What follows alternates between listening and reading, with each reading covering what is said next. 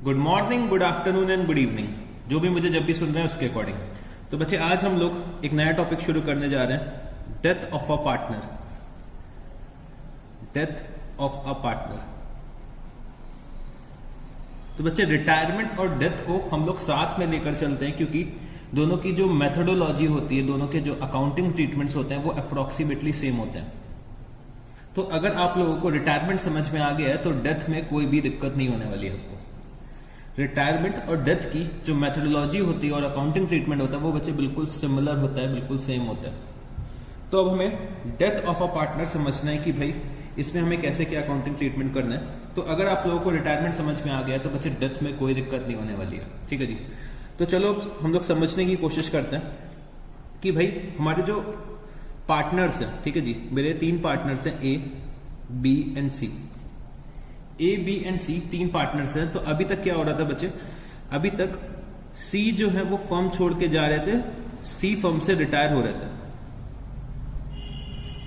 तो बच्चे रिटायरमेंट के बहुत सारे रीजंस होते थे कि भाई हो सकता है वो उनकी एज जो है वो बहुत ज्यादा हो गई हो या फिर कोई और इश्यूज हो, तो सी जो थे वो फर्म छोड़ के जा रहे थे। तो बच्चे डेथ के केस में भी अगर मान लेते हैं मेरे 3 पार्टनर्स हैं ए बी एंड सी, तो बच्चे डेथ के केस में क्या हुआ कि सी की डेथ हो गई, सी की डेथ हो गई।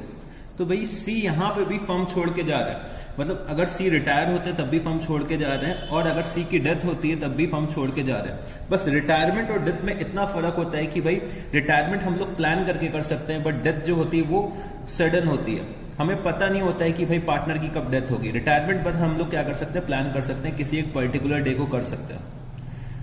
तो डेथ को हम लोग प्लान नहीं कर सकते बच्चे, हम लोग किसी को जानबूझ के थोड़ी ना मार देंगे। तो डेथ क्या होती है, वो सडन होती है, हमें पता नहीं होता है कब पार्टनर की डेथ हो जाएगी। बट रिटायरमेंट हमें पता होता है कि भाई इस दिन को मेरा जो पार्टनर है वो फर्म से रिटायर हो रहा है, तो हम लोग उसी के अकॉर्डिंग प्रिपरेशंस करते हैं। बट डेथ के केस में हम लोग प्रिपरेशन नहीं कर सकते, क्योंकि भाई डेथ होती है वो सडन हो जाती है, हमें पता भी नहीं चलता। तो दोनों ही सिचुएशंस में मेरे जो पार्टनर है वो फर्म छोड़ के जा रहे हैं। यहां पे अगर मैं बोलूं तो सी कौन है, आउटगोइंग पार्टनर है, आउटगोइंग पार्टनर है सी यहाँ पे मेरा, और यहाँ पे भी सी मेरा जो है वो आउटगोइंग पार्टनर है, वो भी फर्म छोड़ के जा रहे हैं। तो बच्चे अभी तक जो सी आउटगोइंग पार्टनर था तब बच्चे वो फर्म से रिटायर हो रहा था, अब क्या हो रहा है, सी की डेथ हो रही है। तो अगर आप लोग देखोगे तो भाई सी जो है वो फर्म छोड़ के जा रहे हैं, चाहे वो रिटायरमेंट की वजह से फर्म छोड़ के जा रहे हैं या फिर डेथ की वजह से फर्म छोड़ के जा रहे हैं। तो भाई अकाउंटिंग ट्रीटमेंट तो दोनों ही सिचुएशंस में सेम होगा ना, क्योंकि दोनों ही सिचुएशंस में सी जो है वो मेरे आउटगोइंग पार्टनर है। बट अभी तक क्या होता था, जो भी ड्यूस निकल के आते थे, जो भी ड्यूस निकल के आते थे सी के, वो बच्चे हम लोग सी को पेमेंट करते थे।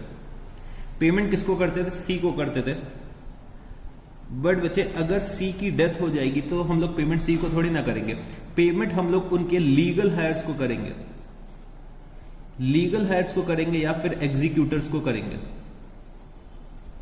अगर सी की डेथ हो जाती है तो हम लोग पेमेंट किसको करेंगे, उनके लीगल हायर्स को करेंगे, उनके एग्जीक्यूटर्स को करेंगे। जो भी सी के सक्सेसर्स होंगे उनको हम लोग पेमेंट करेंगे। तो बच्चे लीगल हायर्स जो हैं वो सी की वाइफ हो सकती हैं, सी के चिल्ड्रन हो सकते हैं, सी के पेरेंट्स हो सकते हैं, सी के ब्रदर एंड सिस्टर्स हो सकते हैं। तो लीगल हायर जो भी सी का होगा उसको हमें क्या करना पड़ेगा, पेमेंट करना पड़ेगा in case of death. But retirement के केस में सी जो है वो खुद ही पेमेंट रिसीव कर रहे थे, बस इतना फर्क है। तो बच्चे अब हमें समझना है कि भाई हमें कौन कौन से टॉपिक्स डेथ में पढ़ने होंगे। तो चलो हम लोग देखते हैं कि भाई डेथ के केस में मेरे को क्या क्या एडजस्टमेंट्स करनी होती हैं।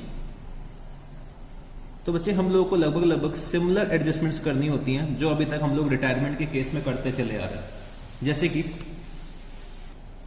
तो चलो बच्चे देखते हैं कि हमें कौन कौन सी एडजस्टमेंट्स करनी पड़ेंगी।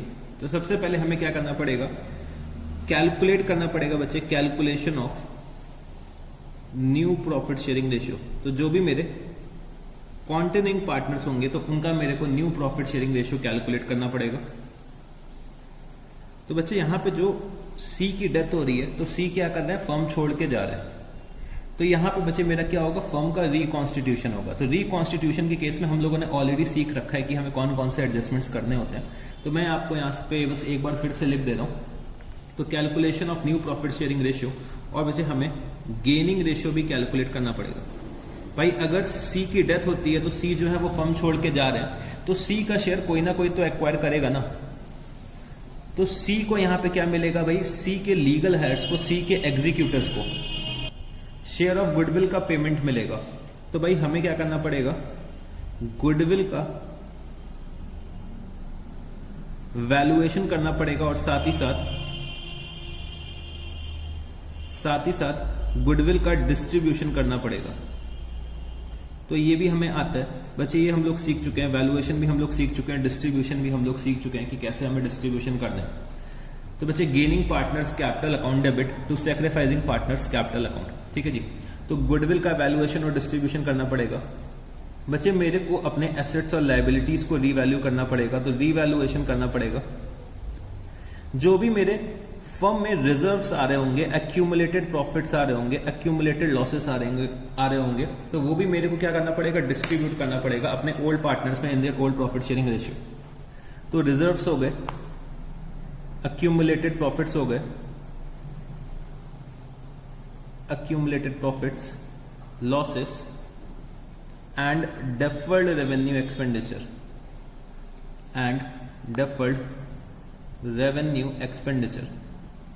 तो ये सब भी मेरे को डिस्ट्रीब्यूट करने पड़ेंगे अपने ओल्ड पार्टनर्स में, ओल्ड प्रॉफिट शेयरिंग रेशियो में। तो हमें रीवैल्यूएशन करना आता है, रिजर्व्स को डिस्ट्रीब्यूट करना भी हमें आता है, ठीक है जी। फिर बच्चे हमें क्या करना पड़ेगा, हमें यहाँ पे सी का जो पेमेंट बनेगा, वो हम लोग किसको कर देंगे, हम लोग सी के लीगल हायर्स को कर देंगे। जो भी अमाउंट आउटस्टैंडिंग निकल के आएगा, ये सारे एडजस्टमेंट्स करने के बाद, जितने भी एडजस्टमेंट्स दे रखे होंगे, सारे एडजस्टमेंट्स करने के बाद जो भी अमाउंट ड्यू निकल के आएगा, वो बच्चे हमें पेमेंट करना पड़ेगा लीगल हायर्स को। पेमेंट हम लोग किसको करेंगे, लीगल हायर्स को पेमेंट कर देंगे, जो भी सी के एग्जीक्यूटर्स होंगे। तो लीगल हायर्स को हमें पेमेंट करना पड़ेगा। तो पेमेंट हो सकता है कि बच्चे हम लोग पूरा का पूरा एक बार में कर दें, फुल पेमेंट कर दें। हो सकता है बच्चे हम लोग सी के लीगल हायर्स के लोन अकाउंट में ट्रांसफर कर दें। तो बच्चे लोन अकाउंट भी सेम मेथोडोलॉजी में चलेगा जैसे कि हम लोगों ने रिटायरमेंट में पढ़ा है कैसे हमें लोन अकाउंट बनाना है। तो सेम तरीके से हमें यहाँ पे भी लोन अकाउंट बनाना पड़ सकता है।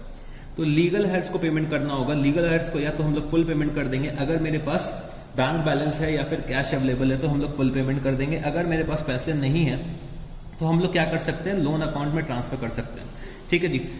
और बच्चे मेरी कुछ अदर एडजस्टमेंट्स होंगी जैसे कि कैपिटल एडजस्टमेंट्स करनी पड़ सकती हैं। तो कैपिटल एडजस्टमेंट्स भी जो हम लोगों ने रिटायरमेंट के केस में पढ़ी हैं बच्चे, सेम डेथ के केस में भी एप्लीकेबल है, तो हमें इसमें भी कुछ नहीं पढ़ना है। तो अदर एडजस्टमेंट्स में मैं लिख देता हूं कैपिटल एडजस्टमेंट्स। तो कैपिटल एडजस्टमेंट्स भी हम लोग पढ़ चुके हैं। तो बच्चे ये भी हम लोगों ने पढ़ लिया है, ये भी हमें आता है और ये भी हमें आता है।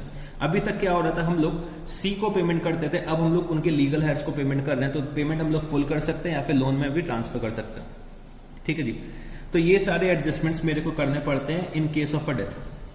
बच्चे एक चीज और हमारी यहां पर रह गई है, तो वो भी चलो मैं लिख देता हूं कि भाई अगर डेथ जो हो रही है वो at the end of the year हो रही है तो कोई दिक्कत नहीं है। बट डेथ जो होती है वो बच्चे प्लान करके थोड़ी ना होती कि हम लोग 31 मार्च को सी की डेथ करा रहे हैं। कुछ क्वेश्चंस में आप लोगों को देखने को भी मिलेगा कि भाई 31 मार्च को सी की डेथ हो रही है, बट प्रैक्टिकली आप लोग सोचो क्या 31 मार्च को ही सी की हमेशा डेथ होगी या फिर 1 अप्रैल को ही सी की डेथ होगी? बच्चे प्रैक्टिकली ये एप्लीकेबल नहीं है। डेथ जो होती है वो बच्चे ड्यूरिंग द ईयर कभी भी हो सकती है। डेथ का पता नहीं होता है कि कब डेथ हो जाएगी, बट बहुत से क्वेश्चंस में आप लोग देखोगे कि जो डेथ हो रही है वो at the end of the accounting year हो रही है। तो at the end of the accounting year हो रही है तो मेरे को ये सारी एडजस्टमेंट्स करनी पड़ेंगी। बट बच्चे डेथ जो है वो ड्यूरिंग द ईयर भी तो हो सकती है, और मैक्सिमम केसेस में बच्चे ड्यूरिंग द ईयर ही होगी। कोई हम लोग प्लान करके थोड़ी ना डेथ करा रहे जो 31 मार्च को या 31 दिसंबर को डेथ करा देंगे। तो डेथ जो है वो बच्चे जनरली ड्यूरिंग द ईयर होती है। तो मेरे को डेट ऑफ बैलेंस शीट से up to the date of death क्या कैलकुलेट करना पड़ेगा, प्रॉफिट या लॉस कैलकुलेट करना पड़ेगा जो भी फर्म ने अर्न करा है या फिर लॉस सफर करा है। तो जो भी यहाँ पे सी का शेयर बनेगा वो हमें क्या करना पड़ेगा, वो उनके कैपिटल अकाउंट में ट्रांसफर करना पड़ेगा।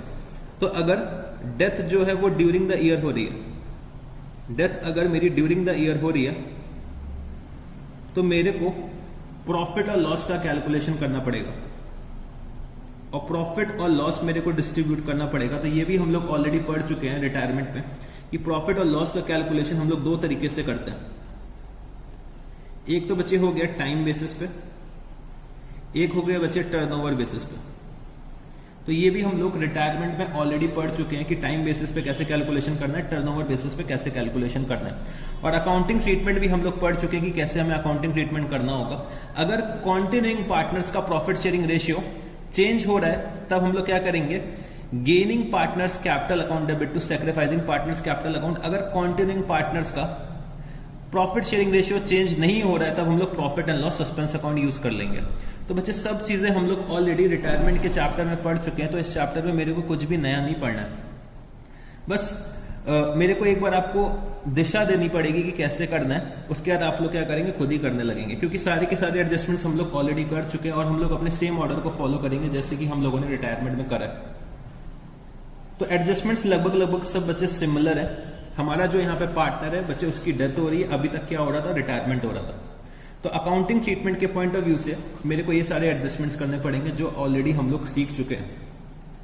तो आप लोग फटाफट से ये चार्ट बना लो कि भाई कौन कौन से एडजस्टमेंट्स मेरे को करने पड़ेंगे, ठीक है जी। फिर हम लोग थोड़ा सा और आगे बढ़ते हैं और थोड़ी सी बातें डिस्कस करते हैं। तो आप लोगों ने ये चार्ट पूरा बना लिया होगा कि मेरे को ये सारे एडजस्टमेंट्स करने होंगे। तो ये सारी की सारी चीजें हम लोग ऑलरेडी रिटायरमेंट के चैप्टर में सीख चुके हैं। तो चलो थोड़ा सा और आगे लिखते हैं। तो बच्चे एक थ्योरेटिकल क्वेश्चन बनता है, थ्योरेटिकल क्वेश्चन एक बनता है, तो मेरे साथ यहां पे लिखना question, what are the items, what are the items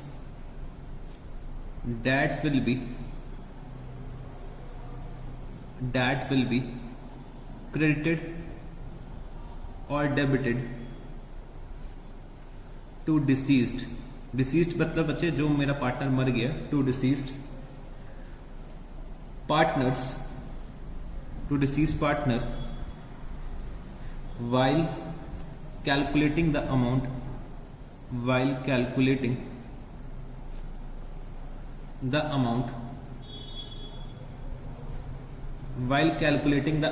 due to his legal representatives,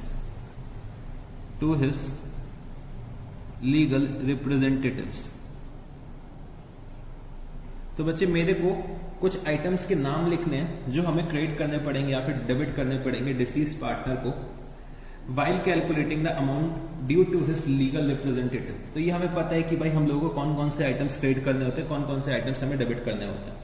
तो चलो फटाफट से लिख लेते हैं क्योंकि एक थ्योरेटिकल क्वेश्चन बनता है। तो मैंने यहाँ पे लिखा कि कौन कौन से आइटम्स डेबिट करने होते हैं, तो वो मैं इधर साइड लिख दूंगा, और कौन कौन से आइटम्स मेरे को क्रेडिट करने होते हैं तो वो मैं इधर साइड लिख देता हूँ, ठीक है जी। तो चलो पहले हम लोग क्रेडिट वाले आइटम्स लिख लेते हैं। तो एक तो हम लोग लिख सकते हैं कि भाई the amount standing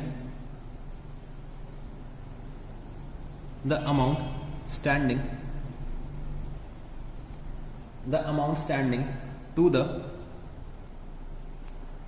credit of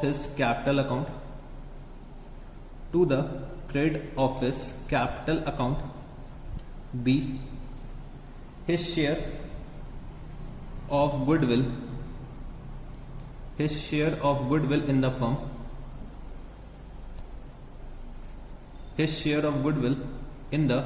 firm, C, his share of profit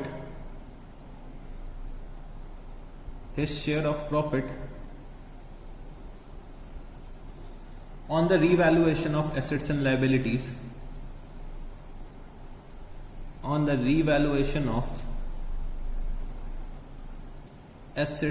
liabilities, D, his share of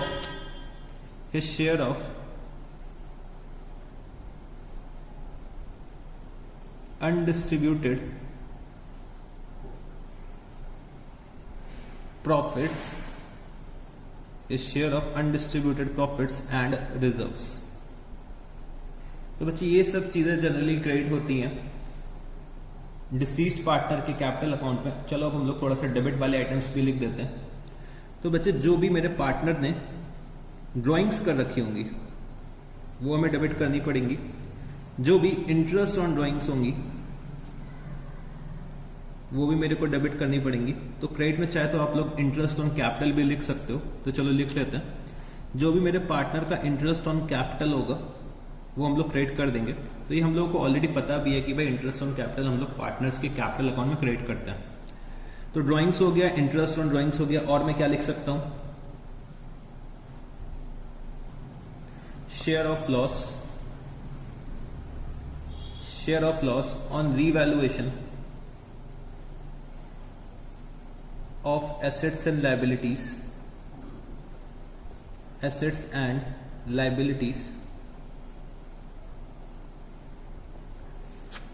बचे शेयर ऑफ अनडिस्ट्रीब्यूटेड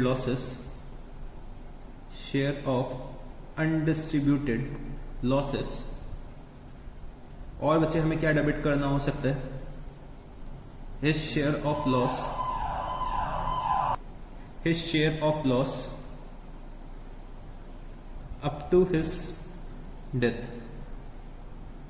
तो यहां पे क्या लिख सकते हैं, his share of profit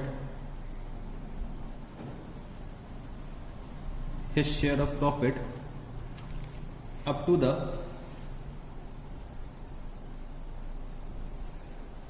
the date of his death।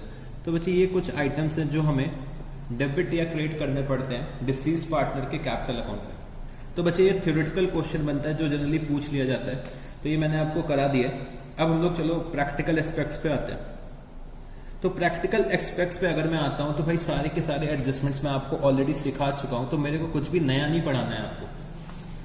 तो चलो हम लोग डायरेक्टली अब क्वेश्चंस पे आते हैं और क्वेश्चन सॉल्व करने की कोशिश करते हैं। तो आप लोग अपना क्वेश्चन बैंक ओपन करिएगा, ठीक है जी। तो बच्चे क्वेश्चन नंबर 51 क्या दे रखा हुआ है, A B and C were partners sharing profit and losses in the ratio of 2:2:1। C died on 30th June 2018। Profit and sales for the year ended 31st March 2018 were 1 lakh rupees and 10 lakh rupees respectively. और मेरे को क्या दे रखा हुआ है,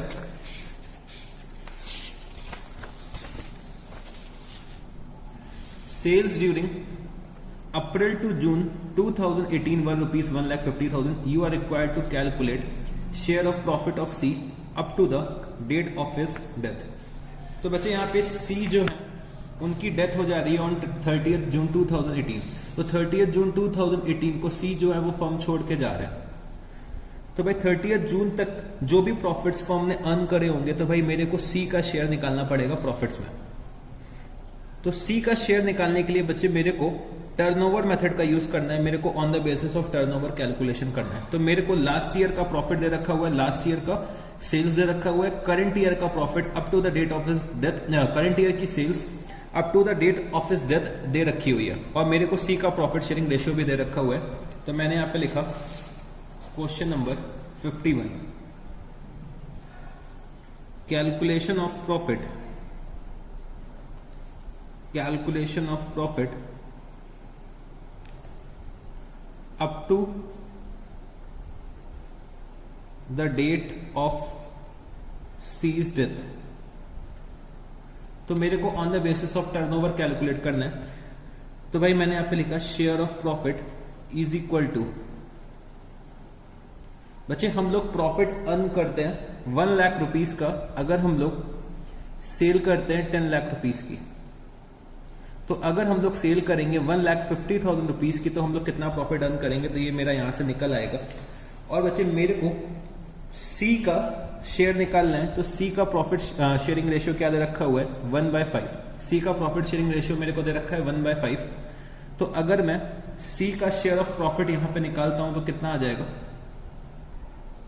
₹3,000 सी का share of profit आ जाएगा। अब बच्चे क्वेश्चन में बोला नहीं गया जर्नल एंट्री पास करने के लिए, बट हम लोग चलो जर्नल एंट्री भी पास कर लेते हैं। तो यहाँ पे देखोगे बच्चे, तो यहाँ पे ए बी और सी तीन पार्टनर्स हैं, इनका प्रॉफिट शेयरिंग रेशियो दे रखा है 2:2:1। तो ए और बी जो है वो मेरे कॉन्टिन्यूइंग पार्टनर्स है और इनका न्यू प्रॉफिट शेयरिंग रेशियो नहीं दे रखा हुआ है। तो अगर न्यू प्रॉफिट शेयरिंग रेशियो नहीं दे रखा है, इसका मतलब क्या हो गया कि भाई कॉन्टिन्यूइंग पार्टनर्स का प्रॉफिट शेयरिंग रेशियो चेंज नहीं हो रहा होगा। तो हम लोग यहाँ पे क्या यूज कर सकते हैं, profit and loss suspense account use कर सकते हैं। तो मैं यहाँ पे profit and loss suspense account को डेबिट करूंगा और बच्चे सी के कैपिटल अकाउंट को क्रेडिट कर दूंगा। अमाउंट है 3000 रुपीज। मैंने यहां पे लिखा being share of profit distributed, being share of profit distributed, being share of profit distributed. तो हम लोगों ने यहां पे क्वेश्चन नंबर 51 सॉल्व कर लिया है। अब हम लोग चलते हैं अपने नेक्स्ट क्वेश्चन पे। तो बच्चे question number 53, Ram Manohar and Joshi were partners in a firm. Joshi died on 31st May 2018. His share of profit from the closure of the last accounting year till the date of death was to be calculated on the basis of average of 3 completed years of profit before death. Profits for the year ended 31st March 2016, 2017 and 2018 were rupees 7,000, 8,000 and 9,000 rupees respectively. Calculate Joshi's share of profit till the date of his death and pass necessary journal entry for the same. तो बच्चे यहाँ पे मेरे 3 partners है, राम, मनोहर and Joshi. तो जोशी की death हो जा रही है 31 मई 2018 को। तो बच्चे मेरे को जोशी का शेयर ऑफ प्रॉफिट निकालना है up to the date of his death. तो मेरे को लास्ट 3 इयर्स के प्रॉफिट के बेसिस में मेरे को करंट ईयर का प्रॉफिट का कैलकुलेशन करना है, जोशी का शेयर निकालना है। तो मेरे को लास्ट 3 इयर्स के एवरेज प्रॉफिट के बेसिस पे जोशी का शेयर निकालना है। तो मेरे को 3 साल के प्रॉफिट दे रखे हुए हैं 2016, 17 एंड 18।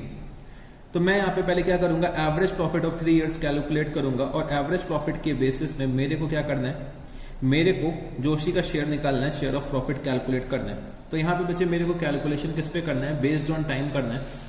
तो मैंने यहाँ पे लिखा question number 53, calculation of share of Joshi in profit. तो मैंने यहां पे क्या निकाला, average profit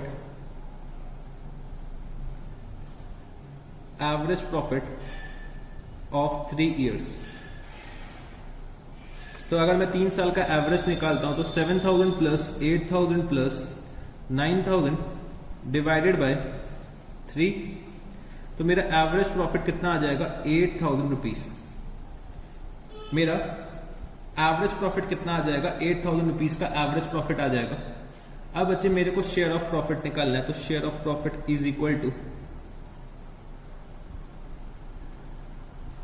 average profit into, बच्चे अब हमें टाइम मालूम होना चाहिए कि भाई जोशी जो है वो बैलेंस शीट डेट से कितने मंथ्स बाद एक्सपायर हो गया।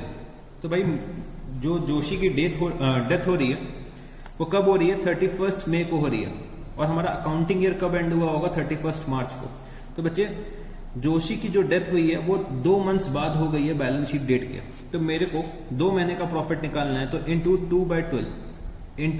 2/12 और जोशी का प्रॉफिट शेयरिंग रेशियो हम लोग ये मान लेते हैं कि भाई इक्वल होगा, क्योंकि मेरे को दे नहीं रखा हुआ है। मेरे को यहाँ पे प्रॉफिट शेयरिंग रेशियो दे नहीं रखा है पार्टनर्स का, तो हम लोगों ने ये मान लिया कि भाई प्रॉफिट शेयरिंग रेशियो इक्वल होगा। तो अगर अब मैं कैलकुलेट करता हूं तो जोशी का शेयर ऑफ प्रॉफिट कितना आ जाएगा, तो बच्चे 16,000 डिवाइडेड बाय 36। तो जोशी का शेयर ऑफ प्रॉफिट आ रहा है 444.44। तो बच्चे यहाँ पे कॉन्टिन्यूइंग पार्टनर्स का न्यू प्रॉफिट शेयरिंग रेशियो नहीं दे रखा है, तो हम लोग ये अज्यूम करेंगे कि भाई कॉन्टिन्यूइंग पार्टनर्स का प्रॉफिट शेयरिंग रेशियो जो है वो चेंज नहीं हो रहा है। तो हम लोग यहाँ पे profit and loss suspense account use करेंगे। तो profit and loss suspense account debit to Joshi's capital account 444.44। तो मैंने यहाँ पे नरेशन क्या लिखा, being share of profit distributed. तो बच्चे ये सब चीजें हम लोग ऑलरेडी रिटायरमेंट में पढ़ चुके हैं, तो मेरे को कुछ भी नया नहीं पढ़ना है इस चैप्टर में। Being share of profit distributed.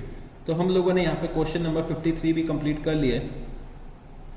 अब हम लोग चलते हैं क्वेश्चन नंबर, तो बच्चे क्वेश्चन नंबर 56। तो क्वेश्चन नंबर 56 में मेरे को क्या दे रखा हुआ है, X, Y and Z were partners in a firm sharing profits in the ratio of 4:3:1. The firm closes its book on 31st March every year. On 1st February 2018, Y died and it was decided that the new profit sharing ratio between X and Z will be equal. Partnership deed provides for the following: on the death of a partner, his share of goodwill be calculated on the basis of half of the profits credited to his account during the previous 4 completed years. The firm's profits for the last 4 years were year 2013-14, 14-15, 15-16 और 16-17.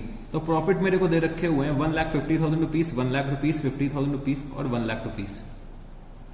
His share of profit in the year of his death was to be computed on the basis of average profit of the past 2 years.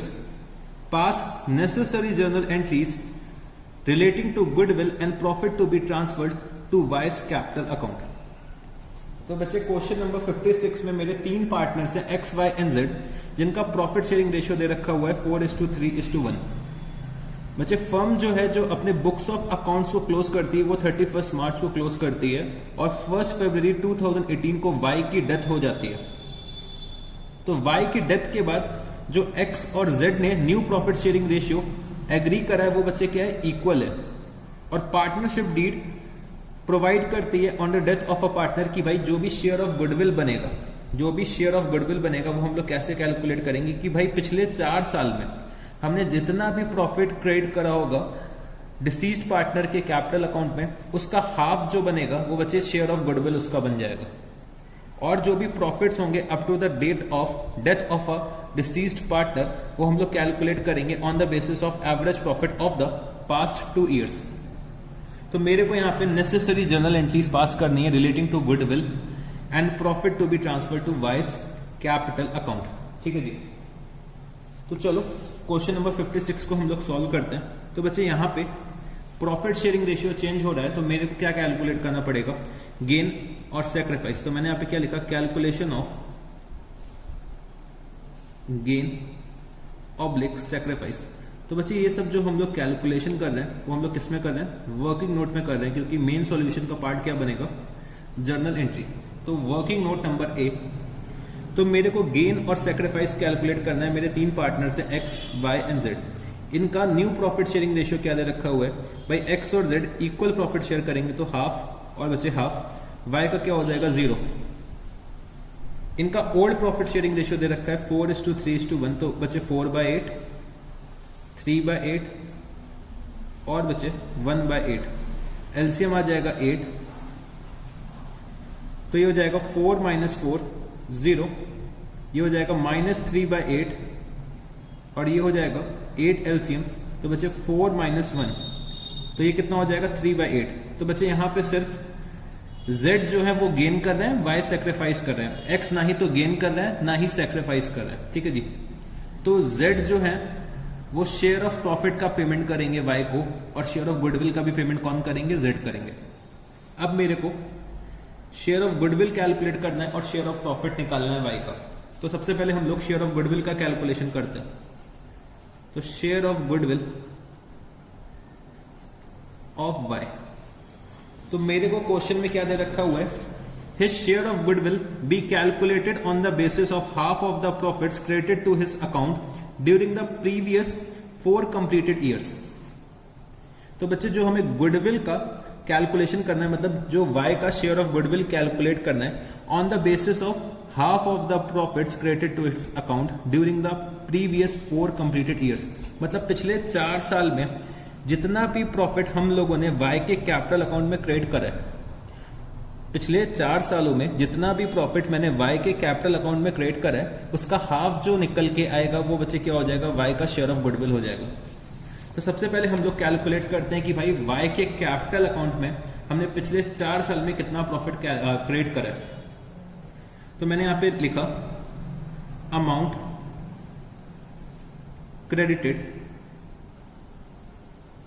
Credited to Y's capital account, Y's capital in last 4 years. तो बच्चे पिछले 4 साल के मेरे को profit दे रखे हुए हैं 1,50,000 rupees, 1 lakh rupees, 50,000 rupees and 1 lakh rupees. तो अगर मैं इसका टोटल करता हूं तो कितना आ जाएगा? 4 लाख रुपीज। तो 4 साल में 4 लाख रुपए का प्रॉफिट हम लोगों ने कमाया। वाई का शेयर कितना निकल के आ रहा है बच्चे? वाई का प्रॉफिट शेयरिंग रेशियो कितना है? 3/8। तो वाई के कैपिटल अकाउंट में मैंने कितना क्रेडिट करा होगा बच्चे? वाई के कैपिटल अकाउंट में मैंने 1,50,000 रुपीज क्रेडिट करा होगा। तो मेरे को यहाँ पे दे रखा हुआ है his share of goodwill be calculated on the basis of half of the profits credited to his account during the previous 4 completed years. तो बच्चे इसका हाफ क्या हो जाएगा? वाई का शेयर ऑफ गुडविल हो जाएगा। तो मैंने यहाँ पे क्या लिखा? Y share of goodwill is equal to Y share of goodwill is equal to 1,50,000 का हाफ। तो 70,000 रुपीज का 75,000 रुपीज का शेयर ऑफ गुडविल बाय का निकल के आ जाएगा। अब बच्चे मेरे को प्रॉफिट कैलकुलेट करना है। तो profit of Y up to the date of his death.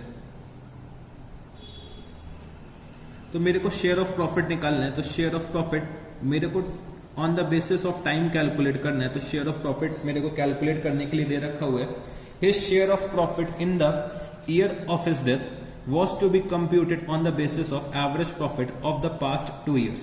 तो बच्चे पिछले 2 साल में मैंने कितना प्रॉफिट कमाया? 50,000 प्लस 1 लाख रुपीज। तो मेरे को पिछले 2 साल के एवरेज प्रॉफिट के बेसिस पे मेरे को कैलकुलेट करना है share of profit of Y. तो मेरे को 50,000 रुपीज का प्रॉफिट अर्न हुआ है 15-16 में और 1 लाख रुपीज का प्रॉफिट अर्न हुआ है 16-17 में। तो मेरे को 2 साल का एवरेज प्रॉफिट चाहिए होगा और इसको मैं मल्टीप्लाई किससे करूंगा बच्चे? नंबर ऑफ मंथ से मल्टीप्लाई करूंगा। तो वाई जो है वो जो डाई कर रहे हैं, मतलब वाई की जो डेथ हो रही है, वाई की डेथ हो रही है 1 फरवरी 2018 को। तो अगर मैं 31 मार्च से 1 फरवरी तक नंबर ऑफ मंथ्स कैलकुलेट करता हूं तो कितने मंथ्स आ जाएंगे? 10 मंथ्स आ जाएंगे। तो इनटू 10/12 तो मेरे को यहाँ पे 10 महीने का प्रॉफिट मिल जाएगा। और यहाँ पे मेरे को वाई का शेयर निकालना है। तो वाई का प्रॉफिट शेयरिंग रेशियो क्या है? 3/8। तो अगर मैं इसको सॉल्व करता हूं तो ये कितना आ जाएगा? 75,000 into 10 into 3 divided by 12 divided by 8। तो यहां पे y का शेयर ऑफ प्रॉफिट आ जाएगा 23,438 रुपीज। तो हम लोगों ने शेयर ऑफ प्रॉफिट भी कैलकुलेट कर लिया है, शेयर ऑफ गुडविल भी कैलकुलेट कर लिया है। अब मेरे को सिर्फ और सिर्फ अकाउंटिंग एंट्री पास कर देनी है। तो मैंने यहां पे लिखा जर्नल। तो एक बच्चे मैं एंट्री पास करूंगा शेयर ऑफ गुडविल की, एक मैं एंट्री पास करूंगा शेयर ऑफ प्रॉफिट की। तो सबसे पहले चलो हम लोग शेयर ऑफ गुडविल की एंट्री पास करते हैं। तो यहां पे Z जो है वो गेन कर रहे हैं। तो Z's capital account debit to Y's capital account. तो शेयर ऑफ गुडविल कितना था? 75,000 रुपीज। तो मैंने यहां पे नरेशन लिख दिया being share of goodwill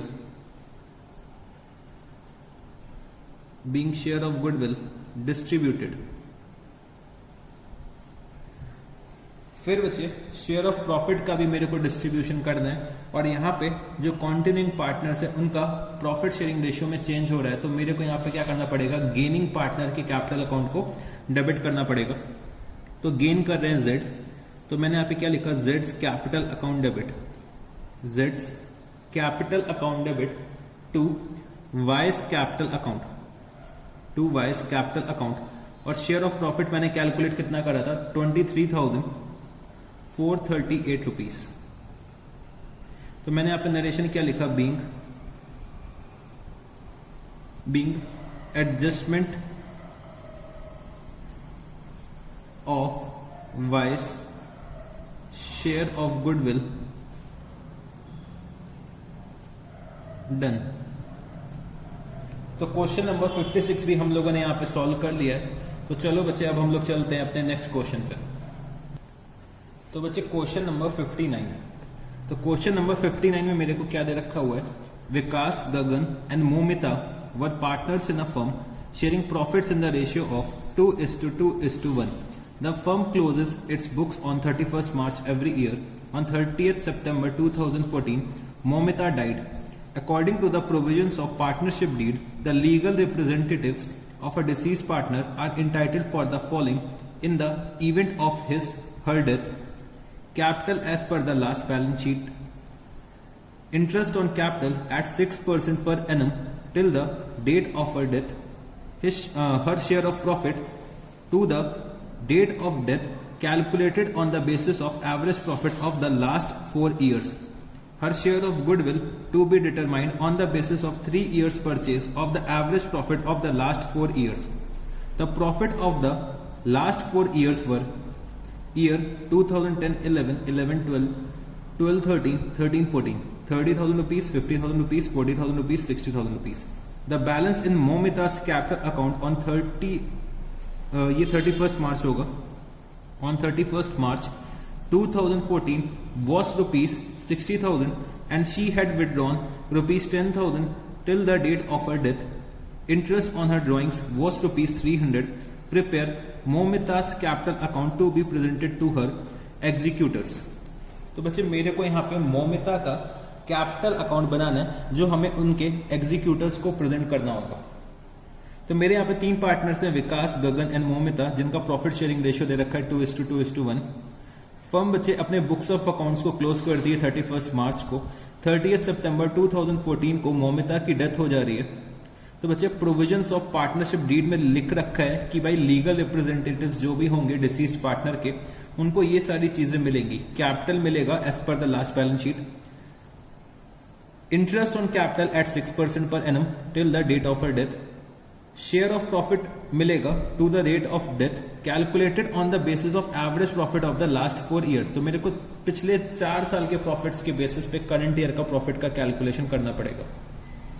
her share of goodwill to be determined on the basis of 3 years purchase of the average profit of the last 4 years. और बच्चे balance in Momita's capital account मेरे को दे रखा है 60,000 रुपीज, उनकी ड्राइंग्स दे रखी है 10,000 रुपीज, और बच्चे इंटरेस्ट ऑन ड्राइंग्स कितना है 300 रुपीज। तो मेरे को यहाँ पे मोमिता का कैपिटल अकाउंट बनाना है।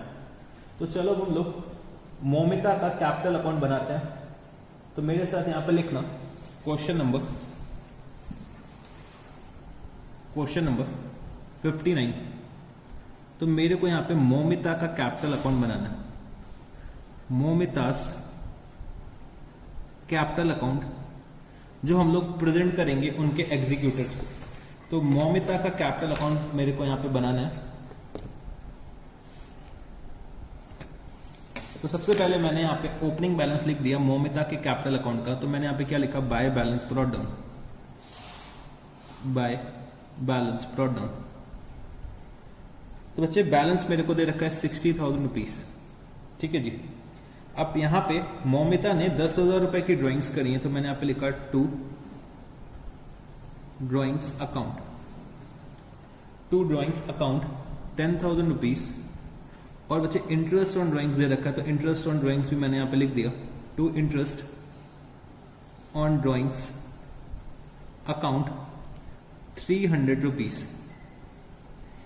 फिर बच्चे इंटरेस्ट ऑन कैपिटल मेरे को देना है एट द रेट ऑफ 6% पर annum till the date of her death. तो मैंने यहां पे क्या लिखा, by interest on capital account. तो इंटरेस्ट ऑन कैपिटल का मेरे को कैलकुलेशन करना पड़ेगा।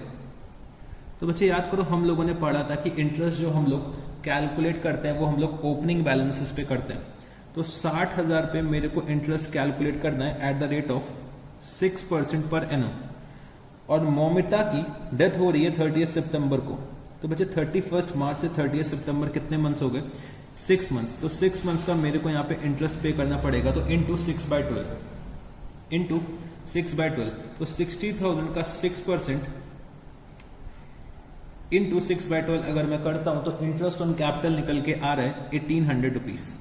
इंटरेस्ट ऑन कैपिटल मैंने यहाँ पे लिख दिया 1800 रुपीज। फिर बच्चे मेरे को शेयर ऑफ प्रॉफिट कैलकुलेट करना है और शेयर ऑफ गुडविल कैलकुलेट करना है। तो चलो हम लोग चलते हैं अपने वर्किंग नोट पे। तो मैंने यहाँ पे क्या लिखा, working note number 1, calculation of share of profit, calculation of share of profit. तो शेयर ऑफ प्रॉफिट के कैलकुलेशन के लिए मेरे को दे रखा हुआ है कि भाई जो मेरे को प्रॉफिट कैलकुलेट करना है on the basis of average profit of the last 4 years. तो मेरे को टाइम के बेसिस पे कैलकुलेशन करना है। तो मैंने यहाँ पे लिखा share of profit is equal to, तो बच्चे मेरे को 4 साल का एवरेज प्रॉफिट कैलकुलेट करना पड़ेगा। तो मेरे को 4 साल के प्रॉफिट दे रखे हुए हैं 30,000 प्लस 50,000 प्लस 40,000 प्लस 60,000 रुपीज। तो अगर मैं इसका एवरेज निकालता हूं तो कितना आ जाना चाहिए? तो अगर मैं इसका एवरेज निकालता हूं तो 30 प्लस 40 प्लस 50 प्लस 60, तो ये मेरा हो जाएगा 1,80,000 डिवाइडेड बाय 4। 1,80,000 डिवाइडेड बाय 4 अगर मैं करता हूं तो कितना आ जाएगा? तो ये मेरा आ जाएगा 45,000 रुपीज। तो एवरेज प्रॉफिट तो मेरा 45,000 रुपीज आ रहा है। और यहाँ पे मौमिता की डेथ हो रही है 30 सितंबर को। इसका मतलब है कि मेरे को 6 मंथ्स का प्रॉफिट कैलकुलेट करना है और मौमिता का प्रॉफिट शेयरिंग रेशियो है 1/5। तो 45,000 इंटू 6/12 इंटू 1/5। तो मौमिता का शेयर ऑफ प्रॉफिट कितना आ जाएगा? तो बच्चे यहाँ पे मौमिता का शेयर ऑफ प्रॉफिट आ जाएगा 4,500 रुपीज। तो हम लोगों ने मौमिता का शेयर ऑफ प्रॉफिट कैलकुलेट कर लिया है। अब मेरे को चेक करना है कि क्या कॉन्टिन्यूइंग पार्टनर्स के बीच में प्रॉफिट शेयरिंग रेशियो चेंज हो रहा है। तो सर यहाँ पे कोई न्यू रेशियो नहीं दे रखा है, तो इसका मतलब ये होगा कि भाई कॉन्टिन्यूइंग पार्टनर्स के बीच में प्रॉफिट शेयरिंग रेशियो नहीं चेंज हो रहा है, तो हम लोग profit and loss suspense account use कर सकते हैं। तो मैंने यहाँ पे क्या लिखा? By profit and loss suspense account, by profit and loss suspense account, और शेयर ऑफ प्रॉफिट कितना आ रहा है 4,500 रुपीज। और मैंने यहाँ पे रेफरेंस दे दिया working note number 1, working note number 1। अब मेरे को शेयर ऑफ गुडविल का कैलकुलेशन करना है। तो मैंने यहाँ पे क्या लिखा? कैलकुलेशन ऑफ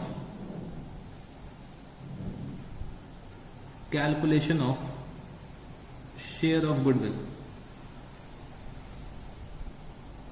तो बच्चे शेयर ऑफ गुडविल कैलकुलेट करने के लिए मेरे को दे रखा हुआ है her share of goodwill to be determined on the basis of 3 years purchase of the average profit of the last 4 years। The profit of the last 4 years मेरे को दे रखे हुए हैं और मैंने एवरेज प्रॉफिट ऑलरेडी कैलकुलेट कर लिया है। एवरेज प्रॉफिट मेरा आ रहा था 45,000 रुपीज लास्ट 4 year का। तो goodwill is equal to average profit of the last 4 years 45,000 into number of years of purchase. तो number of years of purchase मेरे को दे रखा है 3। तो यहाँ पे गुडविल ऑफ द फर्म कितनी आ जाएगी? भाई गुडविल ऑफ द फर्म आ जाएगी मेरी यहाँ पे 1,35,000 रुपीज। और मेरे को गुडविल में शेयर निकालना है मौमिता का। तो share of Moumita is equal to 1,35,000 into Moumita का प्रॉफिट शेयरिंग रेशियो, तो मतलब इंटू 1/5। तो 1,35,000 डिवाइडेड बाय 5 अगर मैं करता हूं तो शेयर ऑफ गुडविल कितना आ जाएगा 27,000 रुपीज। शेयर ऑफ गुडविल कितना आ जाएगा 27,000 रुपीज। और बच्चे शेयर ऑफ गुडविल का पेमेंट कौन मौमिता को करेंगे? विकास और गगन। तो विकास और गगन का न्यू प्रॉफिट शेयरिंग रेशियो नहीं दे रखा है, तो हम लोग ओल्ड रेशियो ही न्यू प्रॉफिट शेयरिंग रेशियो मान लेंगे और ओल्ड रेशियो को ही हम लोग गेनिंग रेशियो मान लेंगे। तो मेरे को यहाँ पे दे रखा है 2:2:1। तो विकास और गगन का क्या है 2:2 मतलब इक्वल है। तो ये लोग इक्वली पे करेंगे मौमिता को। तो मैंने यहाँ पे क्या लिखा? By Vikas capital account by Gagan's capital account. तो 27,000 रुपीज का पेमेंट करना है और ये लोग इक्वली करेंगे, मतलब 1:1 के रेशियो में करेंगे। तो 13,500 और बचे 13,500। हम लोगों ने ये अमाउंट कैलकुलेट करा है वर्किंग नोट नंबर 2 में। तो मैंने यहाँ पे वर्किंग नोट नंबर 2 का रेफरेंस भी दे दिया। तो बचे मेरे ख्याल से मैंने सारे आइटम्स यहाँ पे लिख दिए। तो अब जो भी बैलेंस बचेगा वो हम लोग मौमिता के एग्जीक्यूटर अकाउंट में ट्रांसफर कर देंगे। तो मैंने यहाँ पे लिखा टू मौमितास एग्जीक्यूटर अकाउंट। तो जो मौमिता के लीगल एड्स होंगे उनके अकाउंट में मैं ट्रांसफर कर दूंगा टू मौमितास एग्जीक्यूटर अकाउंट। और बैलेंस कितना आएगा? तो अगर हम लोग बैलेंस कैलकुलेट करते हैं तो क्रेडिट का टोटल आ जाएगा 60,000 प्लस 1,800 प्लस 4,500 प्लस 27,000। तो ये आ रहा है मेरा 93,300 93,300। तो 93,300 माइनस 10,300 अगर मैं करता हूँ तो ये आ जाएगा मेरा 83,000 रुपीज़। 83,000 रुपीज़ हम लोग मौमिता के एग्जीक्यूटर अकाउंट में ट्रांसफर कर देंगे और हम लोग 83,000 रुपीज़ का पेमेंट मौमिता के एग्जीक्यूटर को पे कर देंगे। तो यहाँ पे हम लोगों ने क्वेश्चन नंबर 59 भी सॉल्व कर लिया है। अब हम लोग चलते हैं अपने नेक्स्ट क्वेश्चन की तरफ। तो बच्चे क्वेश्चन नंबर 60। तो क्वेश्चन नंबर 60 में मेरे को क्या दे रखा हुआ है, A B and C were partners in a firm sharing profits in the ratio of 5:3:2 on 31st March 2017 their balance sheet was as follows। तो रिजर्व्स मेरे को दे रखे 6,000 रुपीज के, तो रिजर्व्स मैंने अंडरलाइन कर लिए कि ये मेरे को डिस्ट्रीब्यूट करने पड़ेंगे।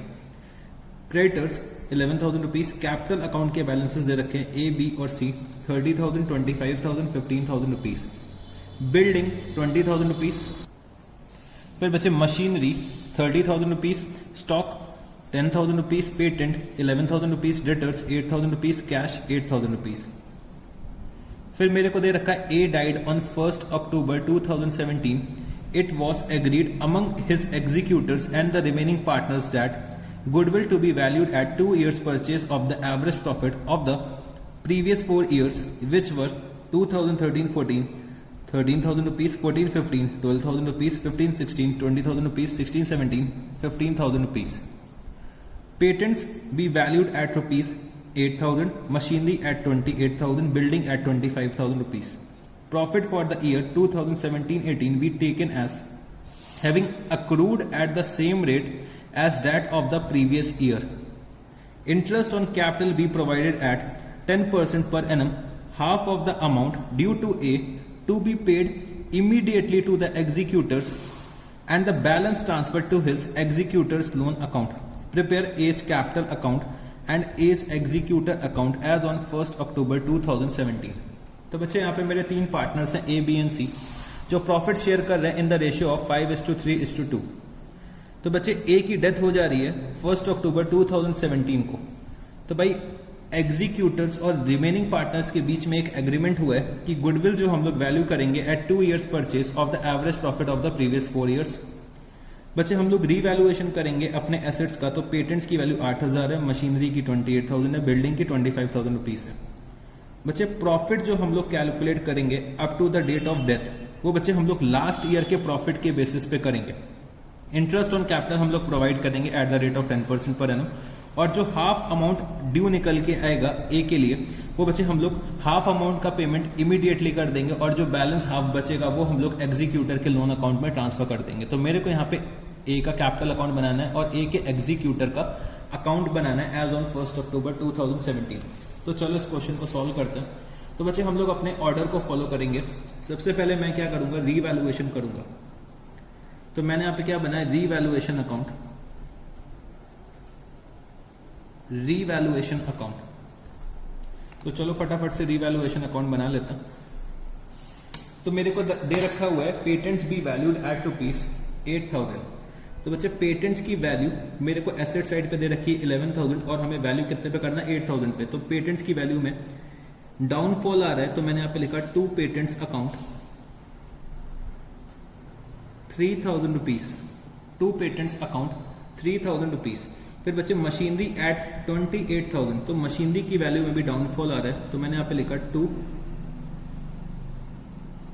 Machinery account 2,000 rupees.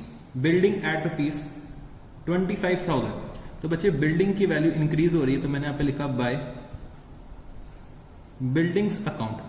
तो बच्चे 5,000 रुपए का इंक्रीज हो रहा है बिल्डिंग की वैल्यू पे। तो रीवैल्यूएशन से रिलेटेड मेरे को इतने ही एडजस्टमेंट्स दे रखे हुए थे। तो अगर हम लोग रीवैल्यूएशन में देखते हैं तो भाई दोनों ही साइड्स का टोटल इक्वल आ रहा है। इसका मतलब रीवैल्यूएशन में ना ही प्रॉफिट आ रहा है ना ही लॉस आ रहा है। बच्चे डेबिट साइड का भी टोटल 5,000 आ रहा है और क्रेडिट साइड का भी टोटल 5,000 रुपीज आ रहा है। तो दोनों ही साइड का टोटल अगर इक्वल है तो ना ही रीवैल्यूएशन में प्रॉफिट आएगा ना ही लॉस आएगा। तो अब हम लोग चलते हैं ए के कैपिटल अकाउंट की तरफ। तो S capital account, S capital account. तो चलो बच्चे अब हम लोग ए के कैपिटल अकाउंट को प्रिपेयर करते हैं। तो सबसे पहले मैं यहाँ पे ए का ओपनिंग बैलेंस लिख देता हूं। तो मैंने यहाँ पे क्या लिखा, by balance brought down, by balance brought down, और मेरे को दे रखा हुआ है 30,000 रुपीज। तो बच्चे रीवैल्यूएशन में ना ही प्रॉफिट आ रहा है ना ही लॉस आ रहा है, तो रीवैल्यूएशन तो हम लोग डिस्ट्रीब्यूट ही नहीं कर सकते क्योंकि कुछ आ ही नहीं रहा है, ना ही प्रॉफिट आ रहा है ना लॉस आ रहा है। रीवैल्यूएशन के बाद बच्चे मेरे को अपने रिजर्व्स को डिस्ट्रीब्यूट करना पड़ता है। तो मैंने यहाँ पे क्या लिखा, बाय रिजर्व्स, बाय रिजर्व्स। तो बच्चे रिजर्व्स हैं 6,000 रुपीज के, और ए का प्रॉफिट शेयरिंग रेशियो है 5/10। तो ए का शेयर निकल के आएगा 3,000 रुपीज का रिजर्व्स में। तो हम लोगों ने यहाँ पे रीवैल्यूएशन कर लिया, रिजर्व्स का ट्रीटमेंट कर लिया। अब बच्चे मेरे को अपना गुडविल डिस्ट्रीब्यूशन करना है, तो मेरे को गुडविल की वैल्यू कैलकुलेट करनी पड़ेगी। तो मैंने यहाँ पे लिखा वर्किंग नोट, वर्किंग नोट, और मैंने यहाँ पे लिखा वर्किंग नोट नंबर 1। तो मैंने यहाँ पे लिखा calculation of goodwill of firm, calculation of goodwill of firm. तो बच्चे गुडविल का वैल्यूएशन मेरे को करना है on the basis of average profit of the previous 4 years, और बच्चे मेरे को number of years of purchase लेना है 2। तो मेरे को गुडविल का कैलकुलेशन करना है। तो goodwill is equal to average profit of the previous 4 years. तो एवरेज प्रॉफिट निकालने के लिए मेरे को 4 साल के प्रॉफिट लेने पड़ेंगे।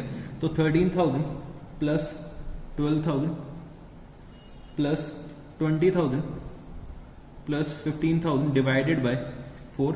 तो ये बच्चे मेरे 4 साल के एवरेज प्रॉफिट आ जाएगा, मतलब 4 साल का एवरेज प्रॉफिट यहाँ से निकल के आ जाएगा, और इसको मैं मल्टीप्लाई कर दूंगा number of years of purchase से, जो मेरे को दे रखा है 2। तो गुडविल ऑफ द फर्म मेरी कितनी आ जाएगी, 13,000 प्लस 12,000 25,000, 25 प्लस 20 45,000, 45 प्लस 15 60,000। तो 60,000 डिवाइडेड बाय 4 अगर मैं करता हूँ तो 15,000 into 2। Goodwill of the firm आ रही है मेरी 30,000 रुपीज। तो मेरे को यहाँ पे ए का शेयर निकालना है। बच्चे मेरे को यहाँ पे न्यू प्रॉफिट शेयरिंग रेशियो नहीं दे रखा हुआ है, तो हम लोग ये मान लेंगे जो मेरा ओल्ड प्रॉफिट शेयरिंग रेशियो है वही मेरा न्यू प्रॉफिट शेयरिंग रेशियो, और हमारा गेनिंग रेशियो भी सेम हो जाएगा। तो बच्चे बी और सी का प्रॉफिट शेयरिंग रेशियो दे रखा है 3:2, तो 3:2 ही क्या हो जाएगा, गेनिंग रेशियो हो जाएगा। तो मैंने यहाँ पे लिखा share of goodwill is equal to 30,000, और बच्चे ए का प्रॉफिट शेयरिंग रेशियो कितना है, हाफ, 5/10 है, तो मतलब 5/10 का मतलब क्या हो गया, हाफ। तो शेयर ऑफ गुडविल बन रहा है 15,000 रुपीज। तो 15,000 रुपीज का पेमेंट कौन करेंगे बच्चे, बी और सी करेंगे ए को इन देयर गेनिंग रेशियो, और गेनिंग रेशियो क्या आ रहा है 3:2। तो मैंने यहाँ पे क्या लिखा, by B's capital account, by C's capital account. तो गेनिंग रेशियो इनका है 3:2 का, और शेयर ऑफ गुडविल कितना है 15,000 रुपीज। तो 15,000 रुपीज में डिस्ट्रीब्यूट करूंगा 3:2 के रेशियो में। तो बी पेमेंट करेंगे 9,000 रुपीज का, सी पेमेंट करेंगे 6,000 रुपीज का। तो बच्चे हम लोगों ने यहाँ पे गुडविल का भी डिस्ट्रीब्यूशन कर दिया। अब बच्चे मेरे को यहाँ पे अदर एडजस्टमेंट्स करनी है, जैसे कि शेयर ऑफ प्रॉफिट और इंटरेस्ट ऑन कैपिटल। तो इंटरेस्ट ऑन कैपिटल चलो हम लोग पहले क्रिएट कर देते हैं। तो bye interest on capital account. तो बच्चे इंटरेस्ट ऑन कैपिटल हम लोग कैलकुलेट करते हैं ओपनिंग कैपिटल बैलेंस पे, जो मेरे को दे रखा है 30,000 रुपीज। इंटरेस्ट ऑन कैपिटल जो है वो बच्चे मेरा 10% के रेट पे है, और यहाँ पे ए की जो डेथ हो रही है वो 1 अक्टूबर को हो रही है। तो 31 मार्च से 1 अक्टूबर तक 6 मंथ्स होते हैं। तो मेरे को 6 मंथ्स का इंटरेस्ट कैलकुलेट करना है। तो 6 मंथ्स का इंटरेस्ट मेरा कितना आ जाएगा, 6 मंथ्स का बच्चे इंटरेस्ट मेरा आ जाएगा 1,500 रुपीज। अब मेरे को शेयर ऑफ प्रॉफिट का कैलकुलेशन करना है।